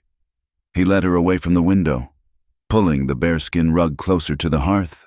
The fire had burned down to a deep, glowing bed of embers, casting a soft, red light that pulsed like a sleeping heart. They sank down onto the thick fur, the blanket still loosely draped around their shoulders. He didn't release her hand. They leaned against each other, side by side, watching the embers glow, their shoulders touching. Then their hips, the warmth of the fire on their faces, the warmth of each other at their sides. The silence that returned was no longer empty. It was full of unspoken understanding, of a fragile, burgeoning hope. The wind still howled its mournful tune outside, but for the first time, inside the small log cabin. It sounded very, very far away. The light from the embers cast their two shadows on the wall, and slowly, the shadows merged into one. The next morning, the sun rose into a clean-swept, brilliant blue sky. The wind was gone. The world was still and bright. On the porch rail, where Silas usually left his single, solitary mug after his morning coffee, there sat two. Later that day, Silas went to work repairing the broken window frame, his movements sure and purposeful. Ada, meanwhile, opened her valise. She took out the last bolt of fabric she owned, a length of soft, unbleached muslin. She measured the window. Then she sat at the table, her shears flashing in the morning sun, and began to cut and sew. By afternoon, a pair of simple, clean curtains hung in the window. They softened the harsh angles of the light, filtering it, turning it into a gentle, golden glow that filled the small cabin. A room that was no longer just a shelter, but was, at long last, beginning to feel like a home. The warmth that had blossomed in the cabin, born from the shared terror of the flash flood and the tentative language of their first kiss, had settled into a kind of quiet, domestic gravity. They now moved around each other with an awareness that was new, a silent acknowledgement that the space between them was no longer empty. It was this fragile, untested peace that Mr. Harrow of the Northern Pacific Railroad shattered when he returned 2 weeks later. He did not come with the same bluster. This time, he was all conciliation, his smile oiled and his manner sympathetic. He found Silas and Ada mending the harness on the porch, working together in a comfortable, practiced silence. "Mr. Crowl, Miss Merrick," he said, tipping his hat, his eyes lingering on Ada for a beat too long. "I am pleased to report that I took your concerns. Mr. Crowell, to my superiors. We value the pioneer spirit, and we have no wish to disturb hallowed ground." He unrolled a new, impressive-looking map on the hood of his buggy. "As you can see, we have entirely rerouted the proposed spur. It will now pass a full half-mile south of your property line." He pointed with a manicured finger. "No graves disturbed, no pastures bisected. A perfect solution." Silas squinted at the map, his suspicion warring with a profound sense of relief. If this was true, the fight was over. "And what's the compensation? Generous," Harrow said smoothly. "Already producing a thick sheaf of papers. The company is prepared to offer a substantial sum, simply for your signature agreeing not to contest this new route. A gesture of goodwill. You'll find the details in the compensation appendix. It's all standard." "Of course." He uncapped a fountain pen and offered it to Silas. Silas reached for it, his eyes on the map. Seeing only the absence of the railroad track on his land, "May I see the appendix, Mr. Harrow?" Ada's voice was quiet, but it cut through the air with the sharp clarity of glass. Harrow's smile faltered. "Just for a moment. It's highly technical. Miss Merrick, legal language regarding parcel allotments." "I assure you I'm certain it is," Ada said, holding out her hand, not moving, not blinking, with a sigh of performative patience. Harrow handed her the last 3 pages. Silas waited, watching her. He had learned to trust the focus in her eyes. She scanned the pages, her gaze moving with the same speed and precision she used when checking a line of stitching. The first 2 pages detailed modest payments. Then, on the final page, tucked into a dense, almost illegible paragraph at the bottom, her finger stopped. She read the clause aloud, her voice even and cold. "And in consideration of the aforementioned sum," said landowner, Silas Crowell, "does hereby cede and convey all ancillary and subterranean water rights sourced from the spring known as Crowell's Creek, in perpetuity, to the Northern Pacific Railroad for the purposes of engine maintenance, station supply, and future development." Silas looked confused. "What does that mean?" "It means," Ada said, lifting her gaze to lock with Harrow's, "that the new map is a lie. He doesn't want your land. He just wants to kill it." She looked back at Silas, her eyes blazing. "He's buying your spring, Silas, all of it, for a railroad engine to drink. Selling your water rights out here isn't selling land. It's selling your own breath." The blood drained from Silas's face, replaced by a cold fury. He looked at Harrow, who had dropped the pretense of a smile. "Miss Merrick, you misunderstand the nuances of." Silas stepped forward, took the contract from Ada's hand, and tore the thick sheaf of papers in half. He dropped the pieces at Harrow's feet. "You've come for my land and my graves. Now you come for my water. You get off my ranch. And if you ever step foot on it again, I will not be responsible for my actions." Harrow, his face pale with anger, scrambled back into his buggy. "You will regret this. Crowell, you are a dinosaur. You cannot stand in the way of progress." He snapped the reins, and the buggy fled in a cloud of dust. The victory felt cold. Ada watched the dust settle. "He won't give up. He'll find another way." She was right. The other way had already been put in motion. The pincer movement, designed to crush the Crowell Ranch, was closing in. A few days later, their nearest neighbor. A quiet, decent man named Owen Pike rode over. He was a blacksmith and small-time rancher, a man who kept to himself but missed nothing. Silas, Ada, he nodded to her, a gesture of respect she had not received from him before. I'm just back from the county commission meeting in Red Butte. You need to know what's coming. They sat on the porch, the air tense. It's Ross Kincaid, Pike said, accepting a cup of water from Ada. He's gotten his cousin, a man named Jepson, appointed to the commission. And yesterday, Kincaid himself proposed a new civic ordinance. What kind of ordinance? Silas asked, his voice flat. A tax ordinance. He argued that to fund the growth the railroad is bringing, the county must be more aggressive in collecting its due. He pushed through a motion. Any property owner who is delinquent on their quarterly taxes, even by a single day, will have their land put up for immediate auction. No grace period, no extensions. Silas felt the blood drain from his face. He knew exactly what this meant. After the anthrax had wiped out his main herd 2 years ago, he had been surviving on air and grit. He had no cash. He had been planning to ask the commission for an extension, as he had the year before. The deadline was in 3 weeks.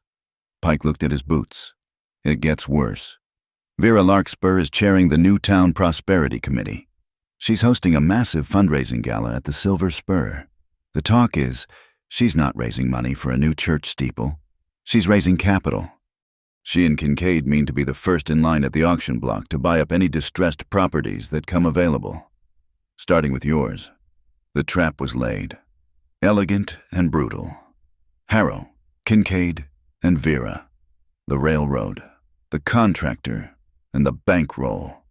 They had cut off his land, accelerated his debt, and stood ready to buy his ruin for pennies on the dollar. Silas stood up and walked to the edge of the porch, looking out at the land that held his wife and son.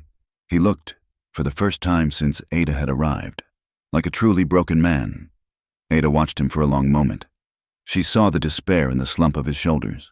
She walked over and stood beside him, not touching, but present. How much? Silas, she asked, her voice low. He told her. The sum was staggering. It might as well have been $1 million. We can't fight them in the commission meeting, she said. That's their ground. Vera and Ross live in a world of paper debt and backroom deals. We live in a world of assets. I have no assets. Ada, he said, his voice hollow. A handful of cattle, a broken-down barn, and graves. That's all they left me. They're wrong, she said, her voice hardening with a sudden, fierce energy. They left you more. They left you those Mustangs. He turned. The Mustangs. Ada, that's 20 head, maybe. They'll fetch a price at the army post. But it's not enough. It's not even half. Then we make the other half, she said. She pointed to the small herd of cattle grazing by the creek. What do you do with the tallow after you slaughter for meat, toss it? He shrugged. Or trade it to the mercantile for a sack of flour. And the meat you can't sell fresh, smoke it for our own winter stores. Not anymore. Ada's eyes were bright, her mind working with the speed of a sewing machine needle. In St. Louis, men heading west on the wagon trains would pay $1 for a brick of jerky that wouldn't spoil. And the women, they paid for good, hard soap that didn't strip their skin raw. We have the cattle. We have the smokehouse. We have the sage and the juniper growing right on that hill. We have my lie-making knowledge. She stepped in front of him, forcing him to meet her gaze. They think you're a broke, grieving rancher. They don't know you're a supplier. We're going to start a business. Silas, Crowell Merrick, fine tallow soap, and smoked jerky. He stared at her, stunned by the sheer, improbable audacity of the plan. It was desperate. It was insane. And it was the first spark of hope he'd felt in days. They became a whirlwind of action. The next day, Silas, along with Owen Pike, who had agreed to help, began the long, hard drive to Fort Shaw with the Mustang herd. It was a gamble, taking him away from the ranch, but it was their only source of immediate capital. While he was gone, Ada transformed the ranch. The big cast-iron kettle, once used for laundry, was scoured and set over a low fire. She rendered tallow, the smell rich and heavy. She harvested juniper boughs and sage, infusing the hot fat with the clean, sharp scent of the plains. She mixed the lye with a practiced, careful hand and poured the cooling, pale green liquid into wooden molds. At the same time, she worked in the smokehouse, using Silas's cure mix, turning tough cuts of beef into dark, hard strips of jerky. Laced with pepper and salt, the ranch, once silent with grief, was now alive with the smells of industry wood smoke, herbs, and creation. Silas returned a week later, bone-weary, his face etched with fatigue. He dropped a heavy bank draft on the table. The army major liked their breeding. It's the deposit for the tax man. It'll buy us a few days. But it's not the full amount. We're still short. I know. Ada said. She pointed to the porch, which was now lined with neat bars of soap wrapped in twine and oilcloth-bound bricks of jerky. Now, I go to work. She hitched the mule to the buckboard, loaded a heavy wooden crate, and rode into Red Butte Crossing. She didn't stop at the mercantile. She didn't stop at the bank. She hitched the mule directly in front of the Silver Spur Saloon. She walked in at 3 in the afternoon. When the place was quiet, the proprietor, a pragmatic man named Flannery, was wiping down the long bar. He looked up, surprised to see her. "I'm not here to see Mrs. Larkspur," Ada said, lifting the heavy crate onto the bar. "I'm here to see you. You run the only hotel, and you feed every cowboy and traveler that passes through. Winter is coming. You need supplies." She opened the lid. Flannery stared at the neat, professional-looking products. She pushed a bar of soap toward him. He unwrapped it. The clean, sharp scent of juniper cut through the stale air of the saloon. "This isn't harsh lye, Mr. Flannery. It's tallow soap. Your guests will pay extra for it." She handed him a strip of jerky. "This is cured. It will last in a saddlebag until spring. Your hands will want it, and so will the railroad crews." Flannery, a businessman to his core, examined the soap. He slowly chewed the jerky. He looked at Ada, his expression shifting from curiosity to calculation. Vera offered him prestige. This woman was offering him profit. "How many of these can you make?" he asked. Ada's heart hammered, but her voice was steady. "How many do you need for the winter?" She walked out 1 hour later, the crate empty, her pocket holding a signed contract for a full winter's supply. With a substantial cash advance, it was enough. With the horse money, it was just enough. The victory lasted less than 12 hours. Ross Kincaid, who had a spy in Flannery's saloon, heard about the contract before the ink was dry. He was furious. If Crowell paid his taxes, the land was lost to him and Harrow. Kincaid, not a subtle man, turned to his final, crudest tool. That night, a violent windstorm kicked up, rattling the new curtains Ada had hung. They were sitting at the table, the bank draft, the contract, and Flannery's cash advance spread out before them. They had done it. They were safe. A sound, faint at first, cut through the wind. A low, panicked lowing from the cattle. Silas was on his feet in an instant. "That's not right." He grabbed his rifle and the lantern. Ada was right behind him, pulling her shawl tight. They ran toward the north pasture. The wind tore at them, ripping the light from the lantern. What they saw in the flashing, intermittent glow made Silas's blood run cold. The fence, the one he had just repaired, was down, but it wasn't broken by the storm. The wire was cleanly, sharply cut, their entire herd. The animals they had just signed away in the contract, the source of their new business, was gone, scattered into the broken, dark country, driven by the wind and Kincaid's men. "No," Silas whispered, the despair hitting him like a physical blow. "They're gone. We'll never find them in this dark. By morning, they'll be in the next territory." He was ruined. This time. Completely. Ada stood in the howling wind, her hair ripped from its pins. She stared into the blackness where their herd had been. Then she looked up, past the cabin, to the high, rocky outcrop that marked the edge of the property. "Owen Pike's ranch," she said, shouting over the wind. "It's just over that ridge, isn't it?" "Yes, 5 miles, Silas yelled back, confused.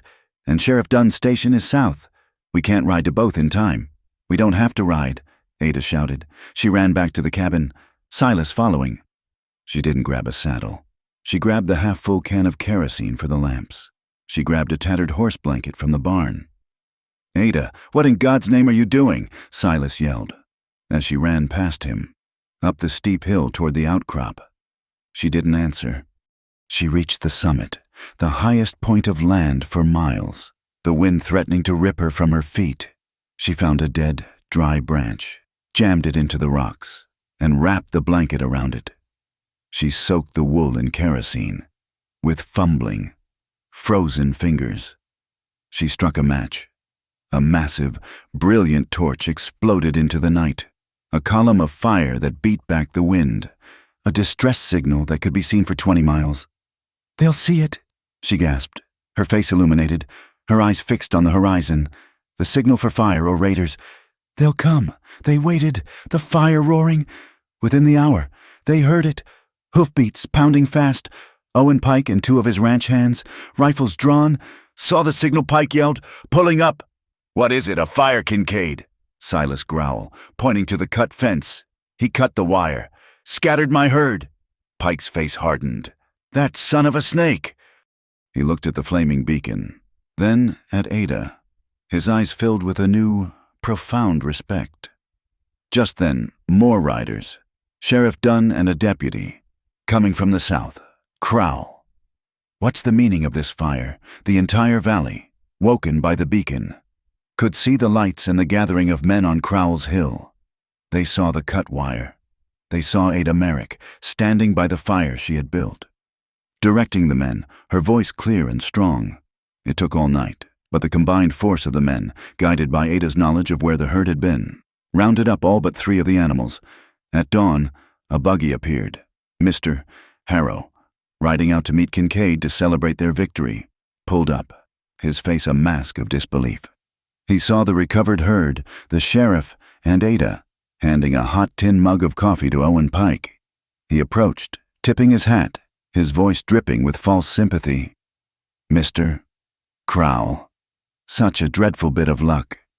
He turned his gaze on Ada, a contemptuous sneer disguised as a smile. "You are a surprisingly sharp woman, Mrs. Crowell." Ada did not look away. She met his gaze, her own as cold and hard as riverstone.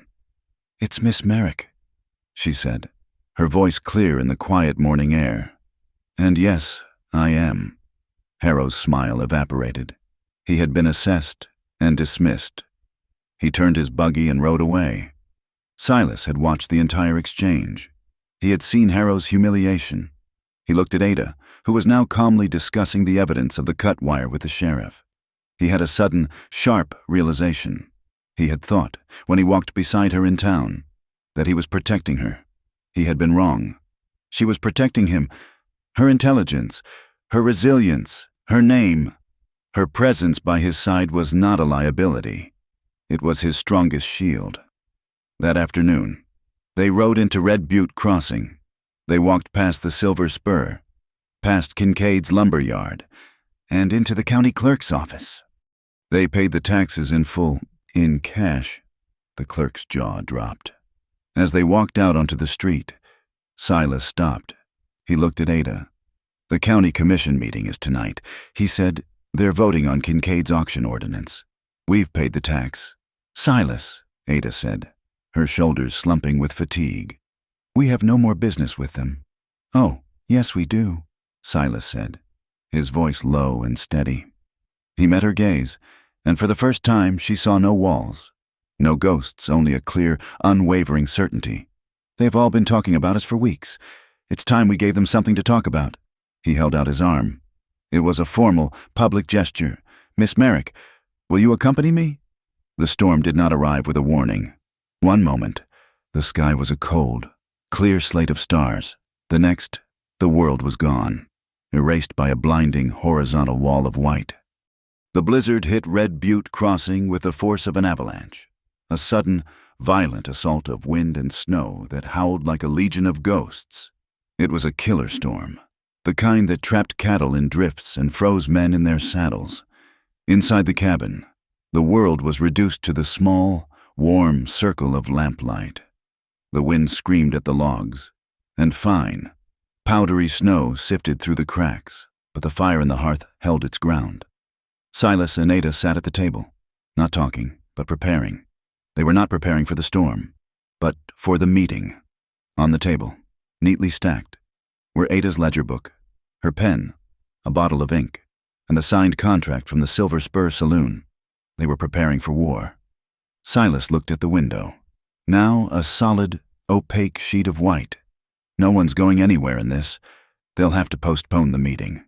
Don't count on it, Ada said, her voice low. She was reviewing the numbers in her ledger one last time. A storm is the perfect cover for men like Kincaid. He won't want to give you a single extra day to prepare. As if summoned by her words, a sound cut through the roar of the wind. It was a sharp, crackling pop, like dry twigs snapping underfoot. It was a sound that had no place in a world of snow and ice. Ada's head snapped up, her eyes wide. What was that Silas was already on his feet, his face a mask of grim intuition? He grabbed the heavy wool blanket from his cot, the hay barn. He threw open the door, and the storm lunged into the cabin. A furious blast of wind and snow that extinguished the lamp and sent papers flying. But in that instant, they saw it. Against the swirling white, a malevolent orange-red glow was pulsing from the direction of the barn. It was not a reflection. It was a fire. No, Silas's voice was a raw cry of disbelief and fury. The hay was their winter feed, their lifeline. Without it, their herd would starve before the spring thaw. Kincaid hadn't just attacked their finances. He had come for their future. "The well," Ada shouted, already pulling on her coat and wrapping a scarf around her face. The tarp by the woodpile. They plunged into the blizzard. The cold was a physical blow, stealing their breath. The snow was already knee-deep, and they fought through it, blinded by the wind-driven flakes. The fire was growing with terrifying speed, the dry hay acting as a perfect fuel. Flames were already licking up the side of the barn, the orange light turning the swirling snow into a vortex of blood and fire. They worked in a desperate, silent synchronicity. Silas used an axe to smash the thick layer of ice that had formed over the well bucket. Ada, meanwhile, wrestled with the heavy, frozen canvas tarp they used to cover the firewood. It was stiff as a board. "Help me!" she screamed. And Silas was there. Together, they dragged the tarp to the well. They submerged it, the canvas fighting them, but finally sinking into the icy water. It came up weighing a ton. With a shared, guttural roar of effort, they hauled the soaking, half-frozen tarp through the deepening snow toward the barn. The heat was a searing wall against the blizzard's cold. They threw the heavy canvas over the worst of the flames licking at the outside wall. The fire hissed and spat, a cloud of acrid steam momentarily beating back the blaze. Again Silas yelled. They fought the fire with a primal, exhausting rhythm. They were two small figures against two elemental forces, the blizzard that sought to freeze them and the fire that sought to consume them. They cut through the snow, smashed the ice, and hauled the heavy, wet tarps, their lungs burning, their muscles screaming. The wind was their enemy. It whipped the flames into a frenzy, pushing them toward the main doors of the barn, toward the massive, untouched stack of winter hay inside. "He wants it all to go," Silas roared. The whole barn. Just then, a new sound joined the storm's howl, the sharp, splintering crack of groaning timber. A gust of wind, funneling around the corner of the cabin, hit the barn broadside. The roof, already weakened by the fire, gave a final, agonized groan. The entire northeast corner, where the flames were thickest, collapsed inward in a shower of sparks and burning timbers. The collapse created a breach. Ada saw it instantly. Inside, just beyond the collapsing wall, was a massive, tightly bound bale of hay, one of the few still untouched. The sparks were raining down on it. If it caught, the entire barn would become an inferno. There was no time to think. She scrambled over a snowdrift, closer to the searing heat. Silas, the hook! He understood, grabbing a long pole hook they used for haying. But before he could reach her, Ada, with a desperate surge of adrenaline, threw her entire body against the bale. It was huge, weighing twice what she did, but the ground was slick with melted snow. It budged. She shoved again, her boots slipping, her face raw from the heat. The bale began to roll, slowly at first, then faster, away from the collapsing, burning roof. She had done it, but her victory came at a price. Her feet slipped out from under her, and she went down hard, her head striking a half-frozen log hidden beneath the snow. The world exploded in a flash of white, brighter than the snow, and then went dark. Ada Silas's terrified roar cut through the chaos.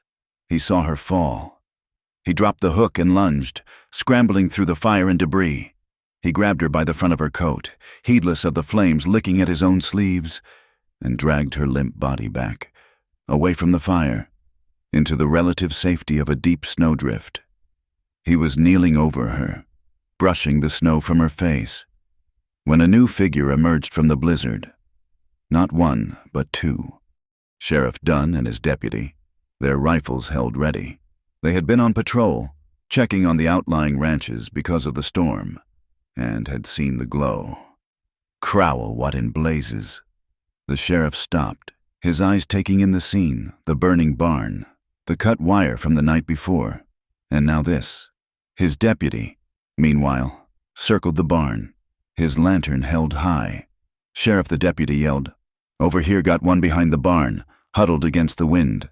Was a man. He was holding a can of kerosene. He had been so focused on the fire, he hadn't heard their approach. When he saw the deputy's rifle leveled at his chest, he dropped the can and threw his hands in the air. He was one of Kincaid's men, a drifter who worked at the lumber yard. He was not a brave man. 10 minutes later, sitting in the relative shelter of Silas's cabin, his face pale with fear, he told Sheriff Dunn everything. He named Ross Kincaid. He told them about the plan, about the payment, about the goal to destroy the ranch completely so Kincaid could buy the land at auction. The commission meeting was not postponed. The next morning, the storm had broken, leaving the world buried in a pristine, silent blanket of white. The air was sharp and clean. The meeting room in Red Butte Crossing was packed. Every rancher, every merchant, every gossip was there. They'd come to see the final public execution of the Crowell Ranch. Ross Kincaid sat at the front table with the commissioners, his face smug. Vera Larkspur sat in the front row, a portrait of civic concern. Mr. Harrow was beside her, his papers neatly arranged. Then the doors opened, Silas Crowell walked in, and beside him, her head held high, was Ada Merrick.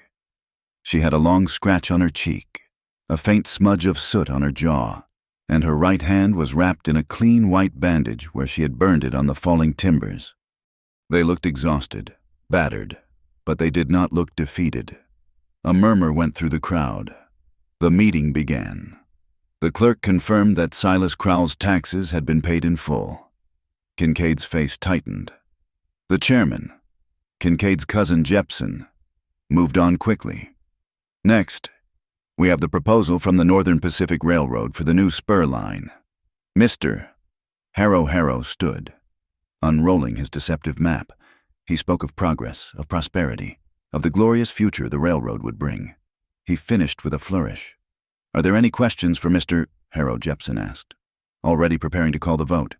"I have one."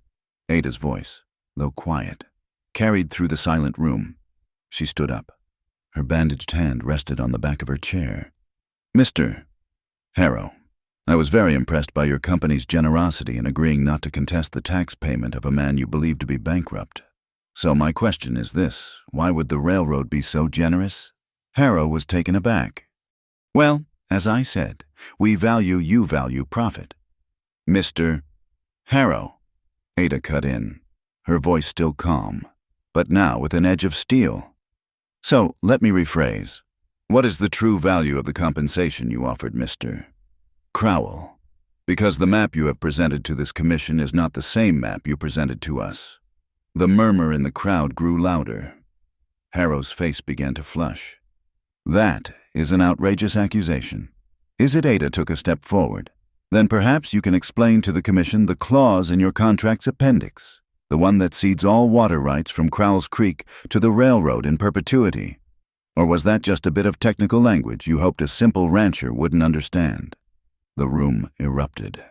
Men who depended on that same water table for their own ranches were on their feet, shouting. Jepson pounded his gavel, but it was useless. Ada had exposed the heart of the conspiracy. Vera Larkspur rose, her voice cutting through the noise. Gentlemen, please let us not be distracted by a woman's hysterics. This is about the future of our town, the common good, the common good. A new voice, deep and steady, came from the back of the room. Owen Pike, the blacksmith, pushed his way forward. He held a crumpled piece of paper in his hand. I'm not a man for speeches, but this is a receipt. It's from Ross Kincaid's lumber yard. It's for the wire cutters that Sheriff Dunn found in the snow by Silas Crowell's fence last night. The room went dead silent. Every eye turned to Ross Kincaid. His smug expression had vanished, replaced by a pasty, slack-jawed panic. And this, Pike continued, pulling another paper from his pocket, is a bank draft. It's made out to me. Kincaid offered it to me yesterday if I would vote with him on this commission to put Crowell's land up for auction. He called it an investment in our town's future. Pike looked Kincaid dead in the eye. I call it a bribe. It was over.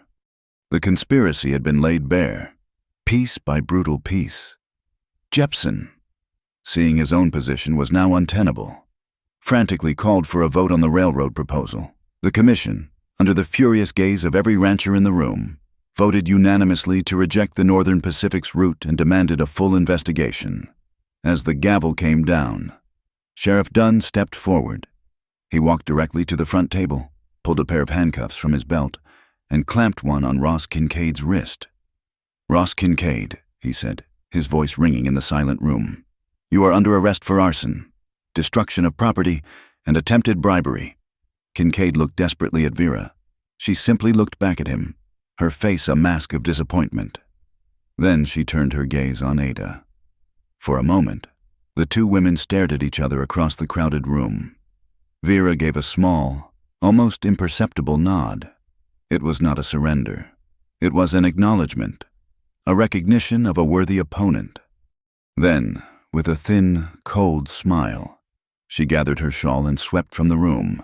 She had lost the battle, but she had not yet left the war. In the stunned silence that followed, as Kincaid was led away, Silas slowly turned. He looked at Ada, at her bandaged hand, at the exhaustion and fierce intelligence in her eyes. He looked at her in front of the whole town, the men and women who had scorned her, whispered about her, and dismissed her. His voice was low, rough with emotion, but every person in the room heard him. If it wasn't for you, he said, his gaze locked on hers, I would have lost everything. Ada looked back at him. Her own expression was calm, her gaze steady. She had faced down rumors, floods, fires, and conspiracies. She stood her ground. You were never alone, she said. The spell broke. The crowd, which had been watching in stunned silence, began to buzz. But the tone was different. The suspicion had been replaced by a grudging, then a growing respect. Men who had ignored Ada now tipped their hats. The women who had whispered about her now looked at her with a mixture of awe and shame. The story of Ada Merrick, the mail-order bride who was sent back, had ended. A new story. The story of the woman who saved the Crowell Ranch had just begun. The house was quiet. It was a new kind of quiet. For years, the cabin had been filled with the heavy, airless silence of grief, a space where the past was the only occupant. Then, it had become the tense, brittle silence of two strangers, a man and a woman, circling each other's solitude. But this, in the aftermath of the fire and the commission meeting, was different. It was the deep, settled quiet of exhaustion, of survival. It was the sound of a home breathing after a fever had broken. The blizzard had passed, leaving the world muffled and clean. The kitchen was warm. The fire in the hearth burned down to a bed of glowing, pulsing embers. The air smelled of wood smoke, strong coffee, and the faint, clean scent of the juniper soap Ada had been curing. Silas sat at the table, his newly bandaged hand resting on the smooth wood. He was watching her. He had not, in truth, stopped watching her since she had stood before the commission, her face smudged with soot, and dismantled Mr. Harrow with nothing but his own words. Ada moved with a quiet, weary efficiency, the adrenaline of the past days finally draining away, leaving a bone-deep fatigue on the deep windowsill. A small, stubborn cactus she had rescued from the frost before the storm had performed a miracle. In the night, it had produced a single, waxy, pale pink flower. It was a defiant, improbable splash of color. She gently broke the stalk, found a small, empty glass jar, and filled it with water. She placed the jar in the center of the rough-hewn table. It was such a simple act, an act of finding beauty in a scarred world, an act of homemaking. It was everything he had lost, and everything he had been too terrified to want again. Silas cleared his throat, the sound rough in the stillness. "That's pretty." Ada paused, her hands coming to rest on the table. It fought so hard to bloom.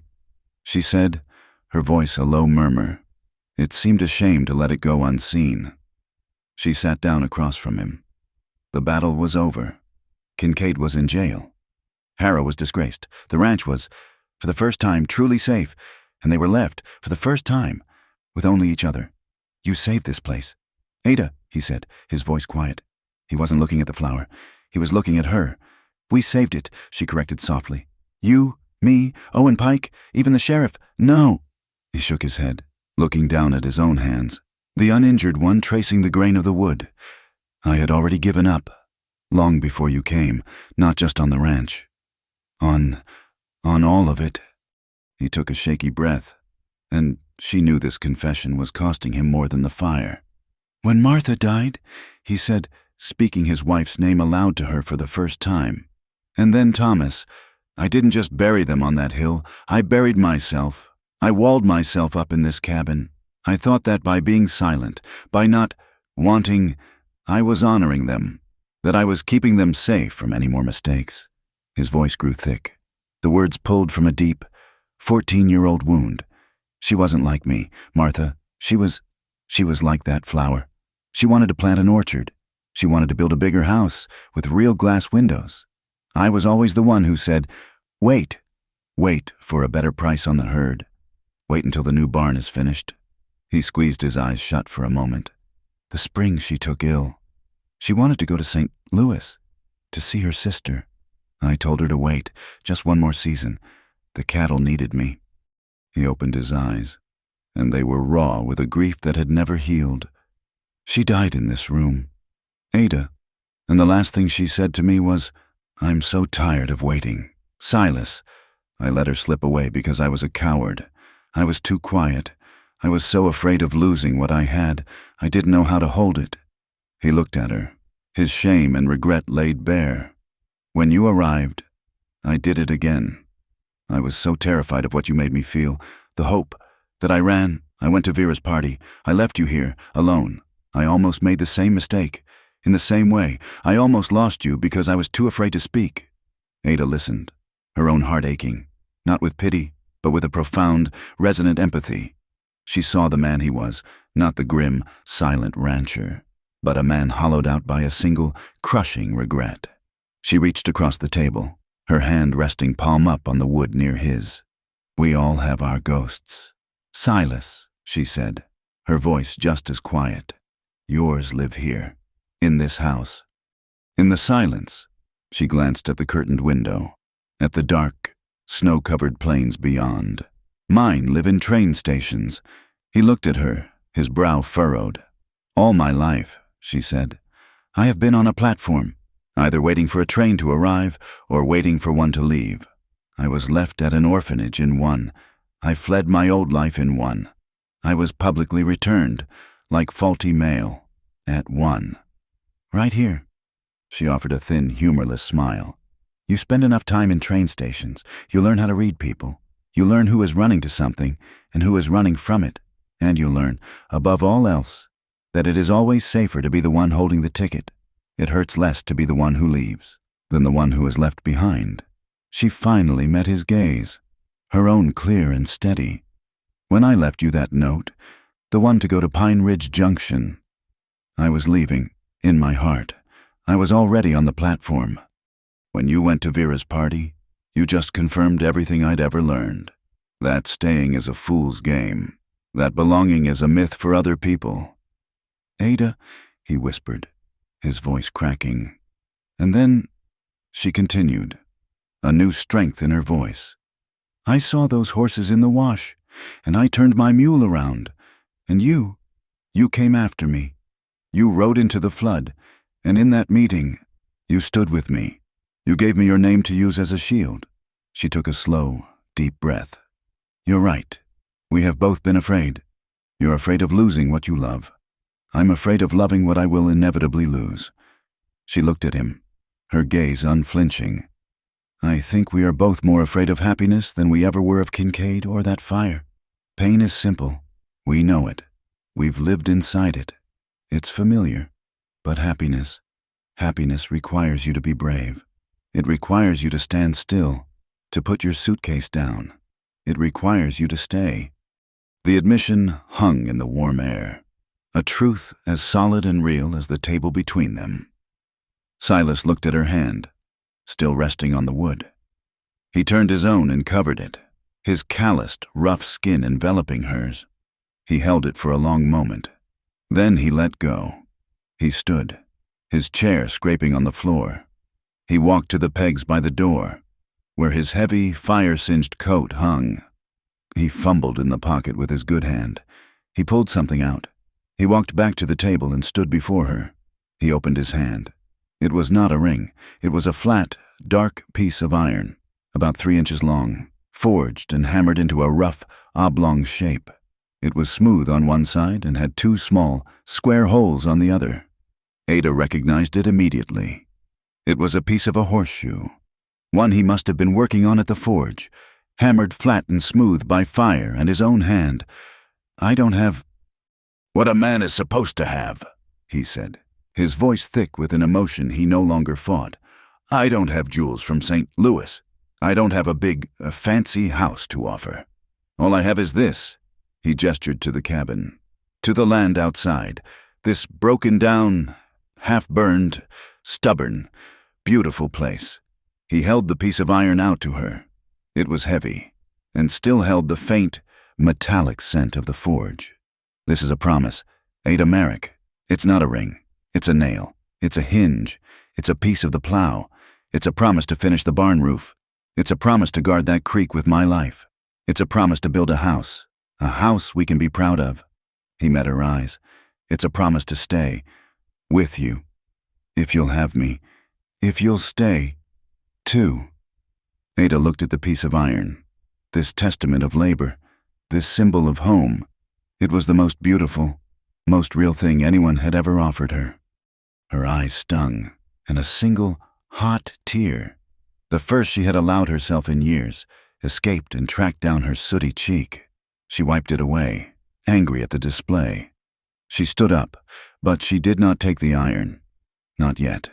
She walked to her small, curtained-off corner of the room.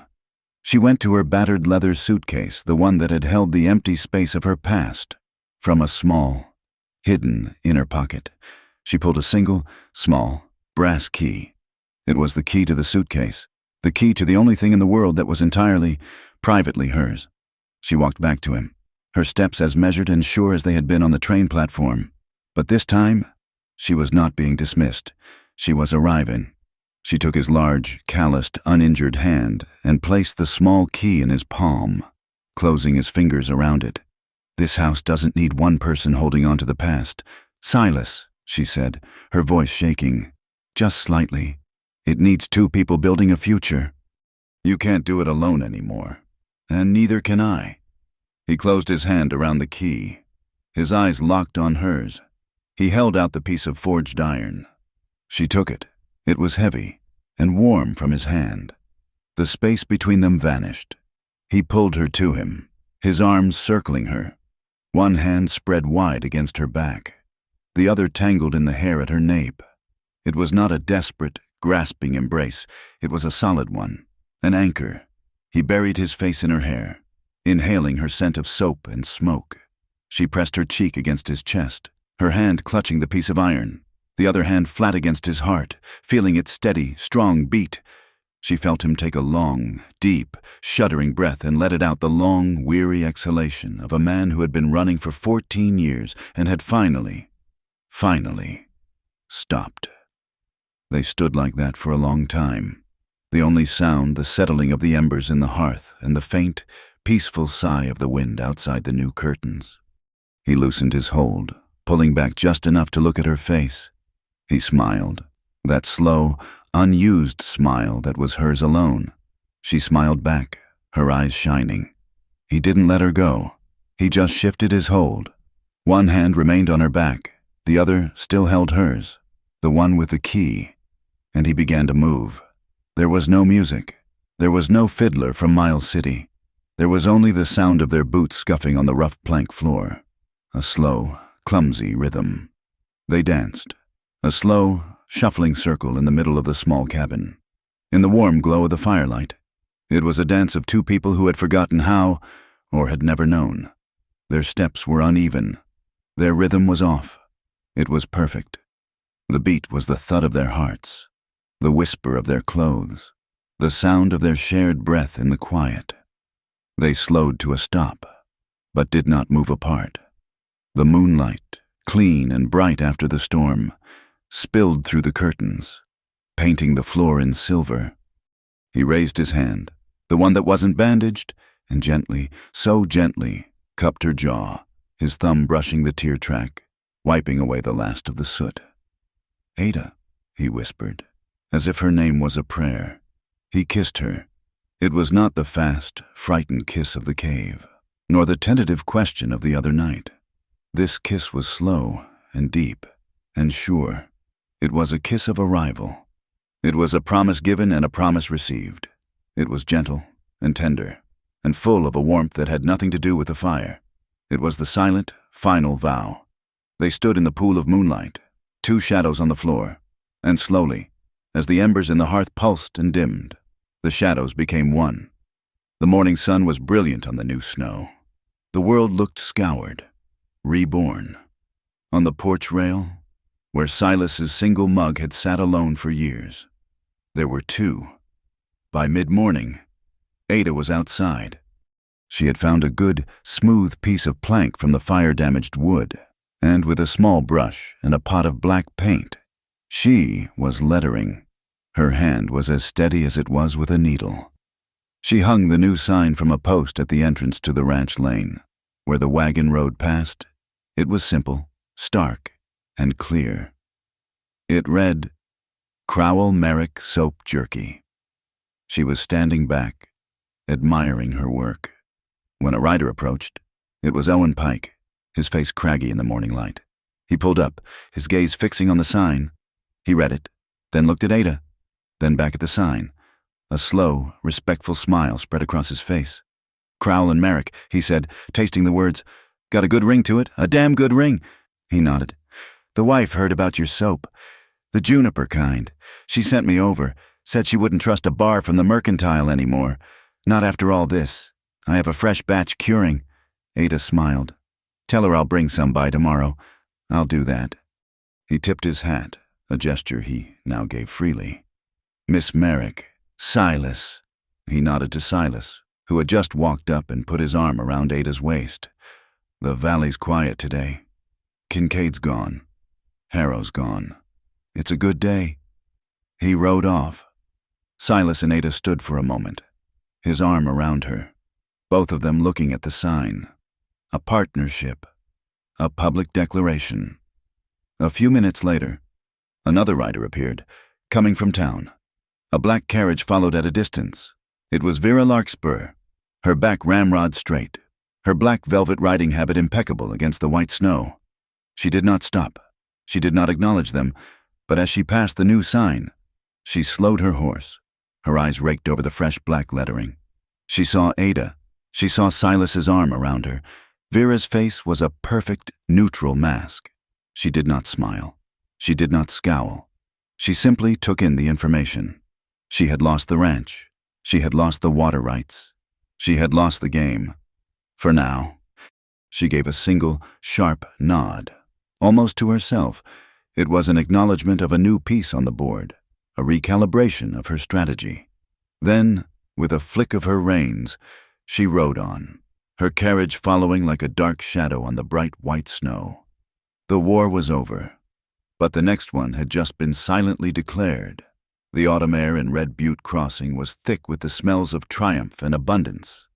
The annual harvest social was in full swing, a celebration of a good year, a collective exhalation after months of hard work.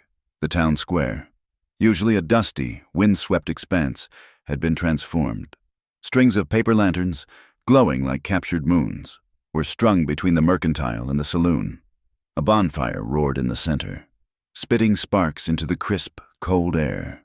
The lively, scraping tune of a fiddle sawed through the murmur of the crowd, punctuated by the rhythmic thump of a bass drum and the laughter of children. The air smelled of roasting meat, spiced apple cider, and the sweet, yeasty perfume of 100 different pies set out on long trestle tables. Ada stood behind a small, sturdy stall set up between the blacksmith's and the land office. On the clean linen cloth were stacked the fruits of her and Silas's new enterprise, neat. Twine-wrapped bars of juniper-scented soap and oilcloth-wrapped bricks of dark. Peppery jerky, the sign she had painted, Crowell Merrick, was propped against the front. Business had been steady. Men bought the jerky for their saddlebags. Women, their curiosity finally outweighing their prejudice, bought the soap, their fingers testing its smooth, hard texture. She was, for the first time, a part of the town's commerce, a legitimate presence. Yet a part of her remained separate, an observer behind a counter, in the pocket of her clean gray wool dress. Her fingers found and worried the edge of a small, folded piece of cardboard. It was the train ticket, the one Prudence Sutter had thrust into her hand months ago. She kept it, not out of sentiment, but out of a deeply ingrained habit of self-preservation. It was a reminder that she had an escape route, that no place was permanent, that belonging was a temporary state of grace. She watched the dancers swirling in the firelight, their faces flushed and happy. She saw Silas across the square, talking with Owen Pike and Sheriff Dunn. He stood with them as an equal, his shoulders back, his face relaxed in a way she had rarely seen. He caught her eye and gave her a small, private smile that made her heart give a little lurch. He was home. She was here. The crowd near her stall parted. A young man, tall and broad but carrying himself with an awkward, hesitant air, was approaching. It was Caleb Sutter. He stopped before her stall, his hat twisting in his large, nervous hands. He would not meet her eyes. "Miss Merrick," he mumbled, his voice low. The fiddle music seemed to fade into the background. "Mr. Sutter," Ada replied, her voice even. She kept her hands still on the counter. He took a deep, shaky breath and finally forced himself to look at her. His eyes were filled with a boyish, miserable shame. I came to say I'm sorry for what happened. At the station," he swallowed hard. "My mother, I didn't have a say in it. I wanted to speak up. I should have." Ada looked at him, at his youthful distress, and felt not anger, but a wave of something like pity. He was a boy trapped in a man's body, his will entirely subsumed by his mother's. A person's voice is their own. "Mr. Sutter," she said, not unkindly. "You'll find yours. When you need it enough." He flinched, as if she had struck him. "Yes, ma'am." He nodded, then, seeming to have run out of words, he turned and quickly retreated back into the crowd. Ada watched him go. Then her gaze was drawn past him. Standing near the trestle tables, a plate of untouched pie in her hand, was Prudence Sutter. She had been watching the exchange. Her face, as always, was a mask of rigid pride. But there was a tightness around her mouth, a pinched look Ada had never seen before. It was the expression of a woman who had just lost a hand in a game she was accustomed to winning. She had ruled the town with judgment and pronouncements, but here was a woman her judgment had failed to break. Prudence met Ada's gaze for a brief, cold moment, then turned away, her back a straight, unyielding line of defeat. Suddenly, The fiddle music faltered and stopped. The thumping drum went silent. The laughter and chatter of the crowd died down, replaced by a wave of murmuring curiosity.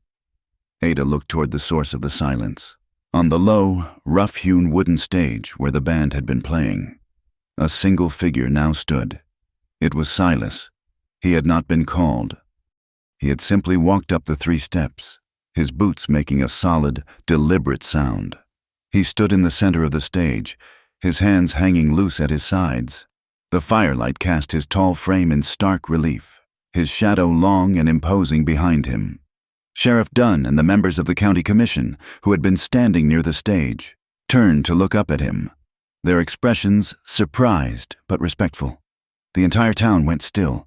Silas Crowell, a man who had not spoken more than 3 consecutive words in public for over a decade, had taken the stage. He did not raise his voice. He did not need to. The silence was absolute. He looked out over the sea of faces, his gaze sweeping over them all, missing no one. "Most of you know me," he began, his voice a low, steady rumble that carried in the cold, still air. "You know my ranch. You know my name, and most of you think you know my story." He paused, letting the words settle. "You're wrong. You only know the half of it that ended 14 years ago." He turned his head slightly, his gaze finding Ada at her stall across the square. He was looking directly at her now, but he was speaking to the town. "This past month, you've heard a lot of whispers, a lot of rumors. Tonight, you're going to hear the truth." He spoke with a simple, brutal clarity. He told them about the herd of Mustangs trapped in Devil's Wash, and how Ada had ridden into a flash flood to save them. He told them about the fire, about the blizzard, about how she had stood on a wind-whipped hill and lit a beacon that saved their herd from thieves.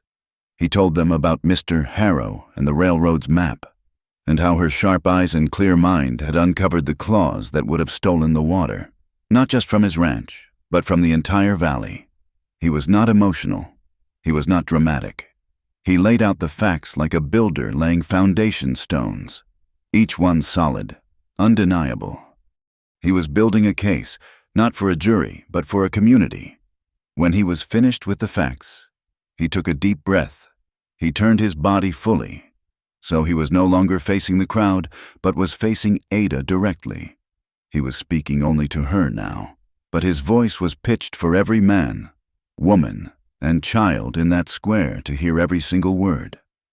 "There's a story going around," he said, his voice dropping slightly, becoming more personal, more raw. "The story says that a town sent you back because you were too old." A wave of shame-faced murmurs rippled through the crowd. Prudence Sutter went rigid. "Well, I'm standing here tonight to say this," Silas continued, his voice ringing with a power no one had ever heard from him. "If they sent you back for your age, then I am asking you to stay for your wisdom. I am asking you to stay for your courage. I am asking you to stay for a heart and a spine made of forged steel." He took a step to the edge of the stage, closer to her. "I'm not standing here because I need a wife," he declared, his voice thick with an emotion he no longer tried to hide. "I'm standing here because I need you. Ada Merrick, this ranch needs you. This valley needs you. I need you." The silence that followed was absolute. It was so deep, so profound. You could hear the soft hiss of the bonfire. It was a silence as thick and heavy as honey. Then it broke. A single, loud clap. It came from the back of the crowd. Owen Pike, his blacksmith's hands coming together with the force of a hammer on an anvil. Then another clap. From Sheriff Dunn. And then the dam burst. The silence shattered into a roar of applause, a wave of sound that washed over the square, echoing off the false fronts of the buildings. It was not polite applause. It was a loud, sustained, thunderous ovation. A sound of overwhelming, communal acceptance. Ada stood frozen behind her counter, the sound washing over her, her heart hammering against her ribs. She felt the hot sting of tears in her eyes and fiercely blinked them back. Through the blur, she saw the faces in the crowd. They were all looking at her, not with suspicion or judgment, but with a kind of awe. Slowly, her hand went to her pocket. She pulled out the small, crumpled train ticket, her escape route, her shield. She looked at it, at the printed letters that had defined her for so long. Then, with a steady, deliberate grace, she walked out from behind her stall. She walked through the cheering, applauding crowd, which parted for her as if she were a queen. She walked to the edge of the massive bonfire. The heat was a warm, living thing on her face. She looked at the ticket one last time. Then she opened her hand and let it fall. It fluttered for a moment, caught in the updraft, then landed on the glowing embers. The cardboard edges curled, turning black, a small, bright green flame, the color of new spring leaves, licked at the paper. In a second, it was gone, turned to a wisp of white ash that rose on the heat and disappeared into the vast, dark Montana sky. She had arrived. She was home. From the corner of her eye, she saw Prudence Sutter turn, her face pale in the firelight, and walk away, swallowed by the shadows at the edge of the square. She had not been defeated by words, but by a truth she could no longer deny. Caleb Sutter, standing near the stage, watched Ada, and then he gave a slow, formal, and deeply sincere bow of his head. Silas stepped down from the stage. He walked through the crowd, his eyes never leaving her face. He stopped in front of her, the bonfire roaring between them. The applause was finally beginning to die down. He held out his hand. Ada placed her hand in his. His grip was warm and solid. They stood like that for a moment. Two people on the same side of the fire, the same side of the world. The fiddler, taking his cue, struck up a new tune, a lively, joyful waltz. Silas smiled, that slow, rare smile that was hers alone. He pulled her gently from the fire's edge, into the cleared space in the center of the crowd. He put his arm around her waist, and they began to dance. They swirled and turned amidst the smiling, clapping townspeople, their steps clumsy at first, then finding a rhythm. They moved in the warm, golden glow of the paper lanterns, their faces lit with a joy so pure and hard-won it was breathtaking. Ada threw her head back and laughed, a sound of pure, unadulterated release, a sound the town of Red Butte Crossing had never heard from her before, and Silas, the silent, grieving rancher, laughed with her. Spring did not arrive gently. It came with the raw, chaotic power of a thaw, turning the snow-covered land into a landscape of mud and rushing water. But with it came life. The willows along Crowell's Creek, which had been skeletal and gray, suddenly sprouted a haze of pale, tender green. The creek itself, freed from its prison of ice, ran high and fast, its voice a constant, cheerful murmur. And on the rise overlooking the creek, a new shape stood against the sky. The barn was rebuilt. It was not a perfect structure. The new timbers were a raw, pale yellow against the weathered silver of the old. But it was strong. Its roof was sound.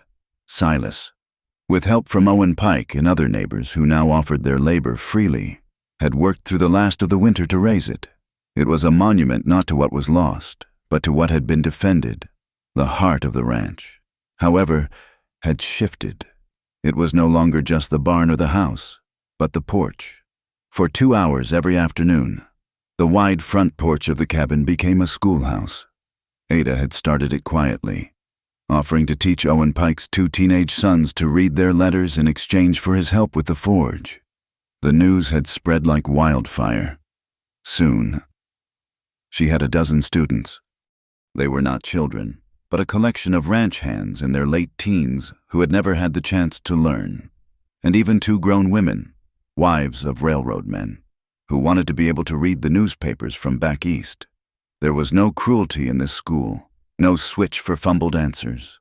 There was only the low, patient murmur of Ada's voice, the scratch of chalk on the small slate she had bought, and the sound of hesitant, hard-won laughter as a grown man finally managed to sound out his own name.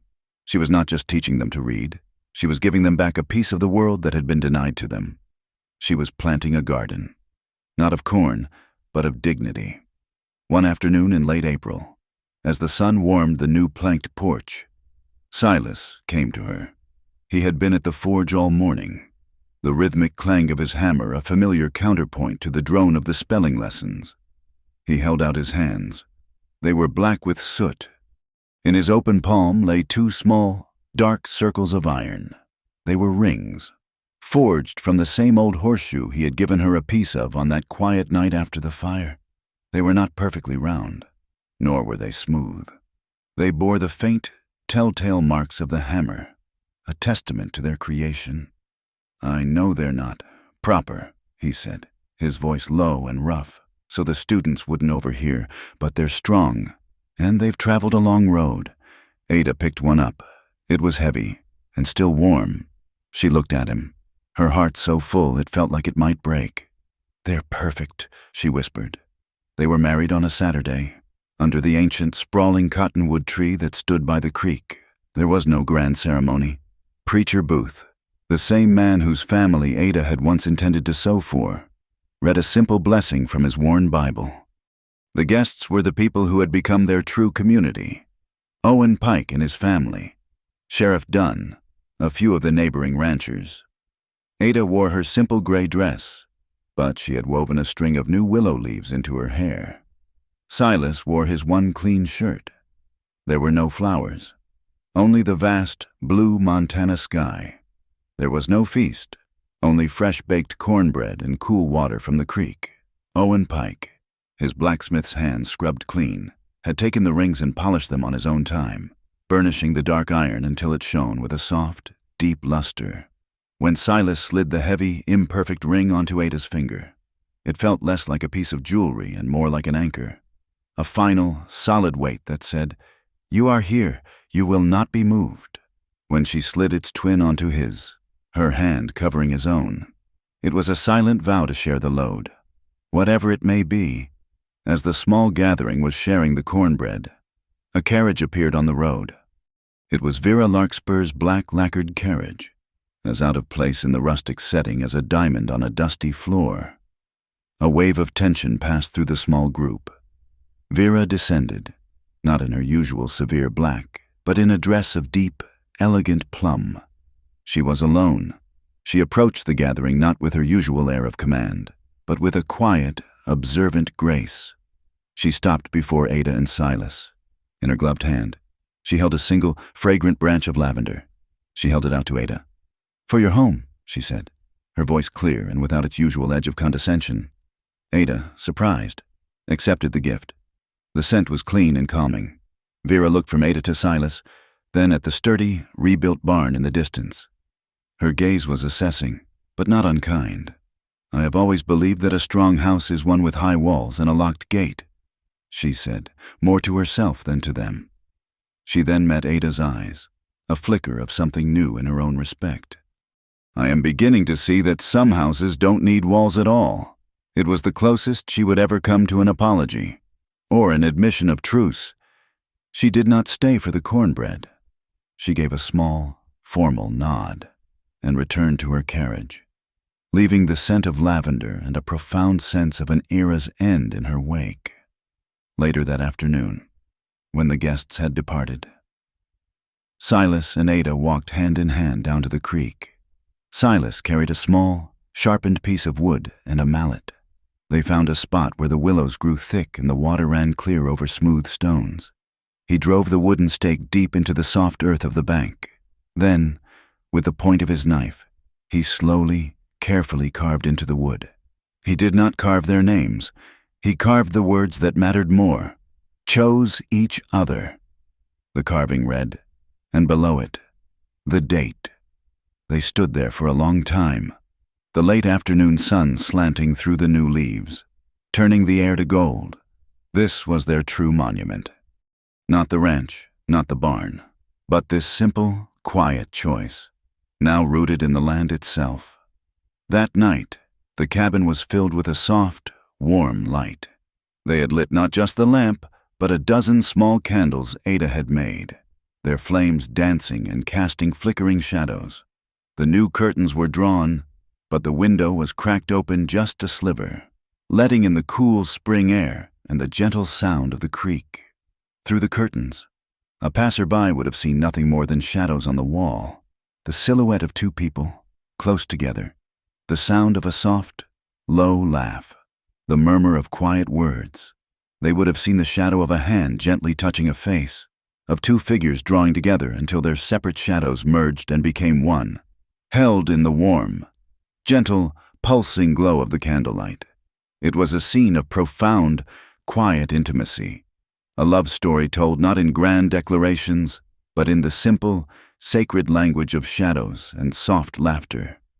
The town of Red Butte Crossing settled. The whispers about the woman at the Crowell Ranch did not so much die, as they were replaced by a new, more practical kind of talk. The talk was of orders. The jerky and soap, bearing the CM brand, became a staple. Flannery at the Silver Spur sold out his stock every week. The Army Patrol from Fort Shaw placed a standing order, their supply wagon now a regular sight on the road to the ranch. The Crowell Merrick enterprise was not just surviving, it was thriving. Life found its own new rhythm on clear, windless nights when the stars seemed close enough to touch. Silas would still take 2 mugs of warm milk and set them on the porch rail. It was a ritual that needed no words. It was a quiet acknowledgement of the first, simple kindness that had started it all, a silent promise to continue to care, to offer comfort in the dark. One day, Ada took down the old, faded, face-down photograph from the mantelpiece. She did not throw it away. She wrapped it carefully in soft linen and placed it in her own suitcase, alongside the key Silas had given her. The past was not a thing to be discarded. She had learned, but to be honored, and then gently put away. In its place, she hung a new photograph, taken by a traveling photographer who had passed through town. It was not a stiff, formal portrait. It was a picture of the two of them, standing on the porch of the cabin, squinting in the bright sunlight. Silas's arm was around her waist, and they were both laughing at something just out of the frame. It was a picture of 2 people who had been through the fire and had come out the other side, their faces weathered, their smiles genuine. Sometimes, when the wind blew from the west, it would catch the edge of the new tin roof on the porch just right, creating a soft, humming vibration, a sound like a single, sustained musical note. It was a quiet sound, easy to miss, but it was there. It was the sound of their love. Not loud, not demanding, but a steady, constant presence, a choice made every single day. One evening, as the sun was setting, casting long, purple shadows from the buttes, Ada stood on the porch, looking out across the valley. In the far distance, she saw the faint trail of smoke from the evening train, heading east. She could hear its lonely whistle, a sound that had once been the soundtrack to her despair. But now, it was different. It was no longer a threat. It was no longer a symbol of rejection or escape. It was just a sound, the steady, rhythmic drumbeat of a world that was moving on, a world that she was now a part of, not a passenger passing through. The iron tracks that had brought her to her lowest point had also, improbably, brought her home. She placed a hand on the sturdy log wall of the cabin, feeling the solid, living wood beneath her palm. A slow, sure smile spread across her face. "No one is sending me back," she whispered to the vast, quiet twilight. "Because I have arrived." Thank you for listening to our story. We'd love to hear where you're tuning in from, so please drop a comment below and let's share our thoughts.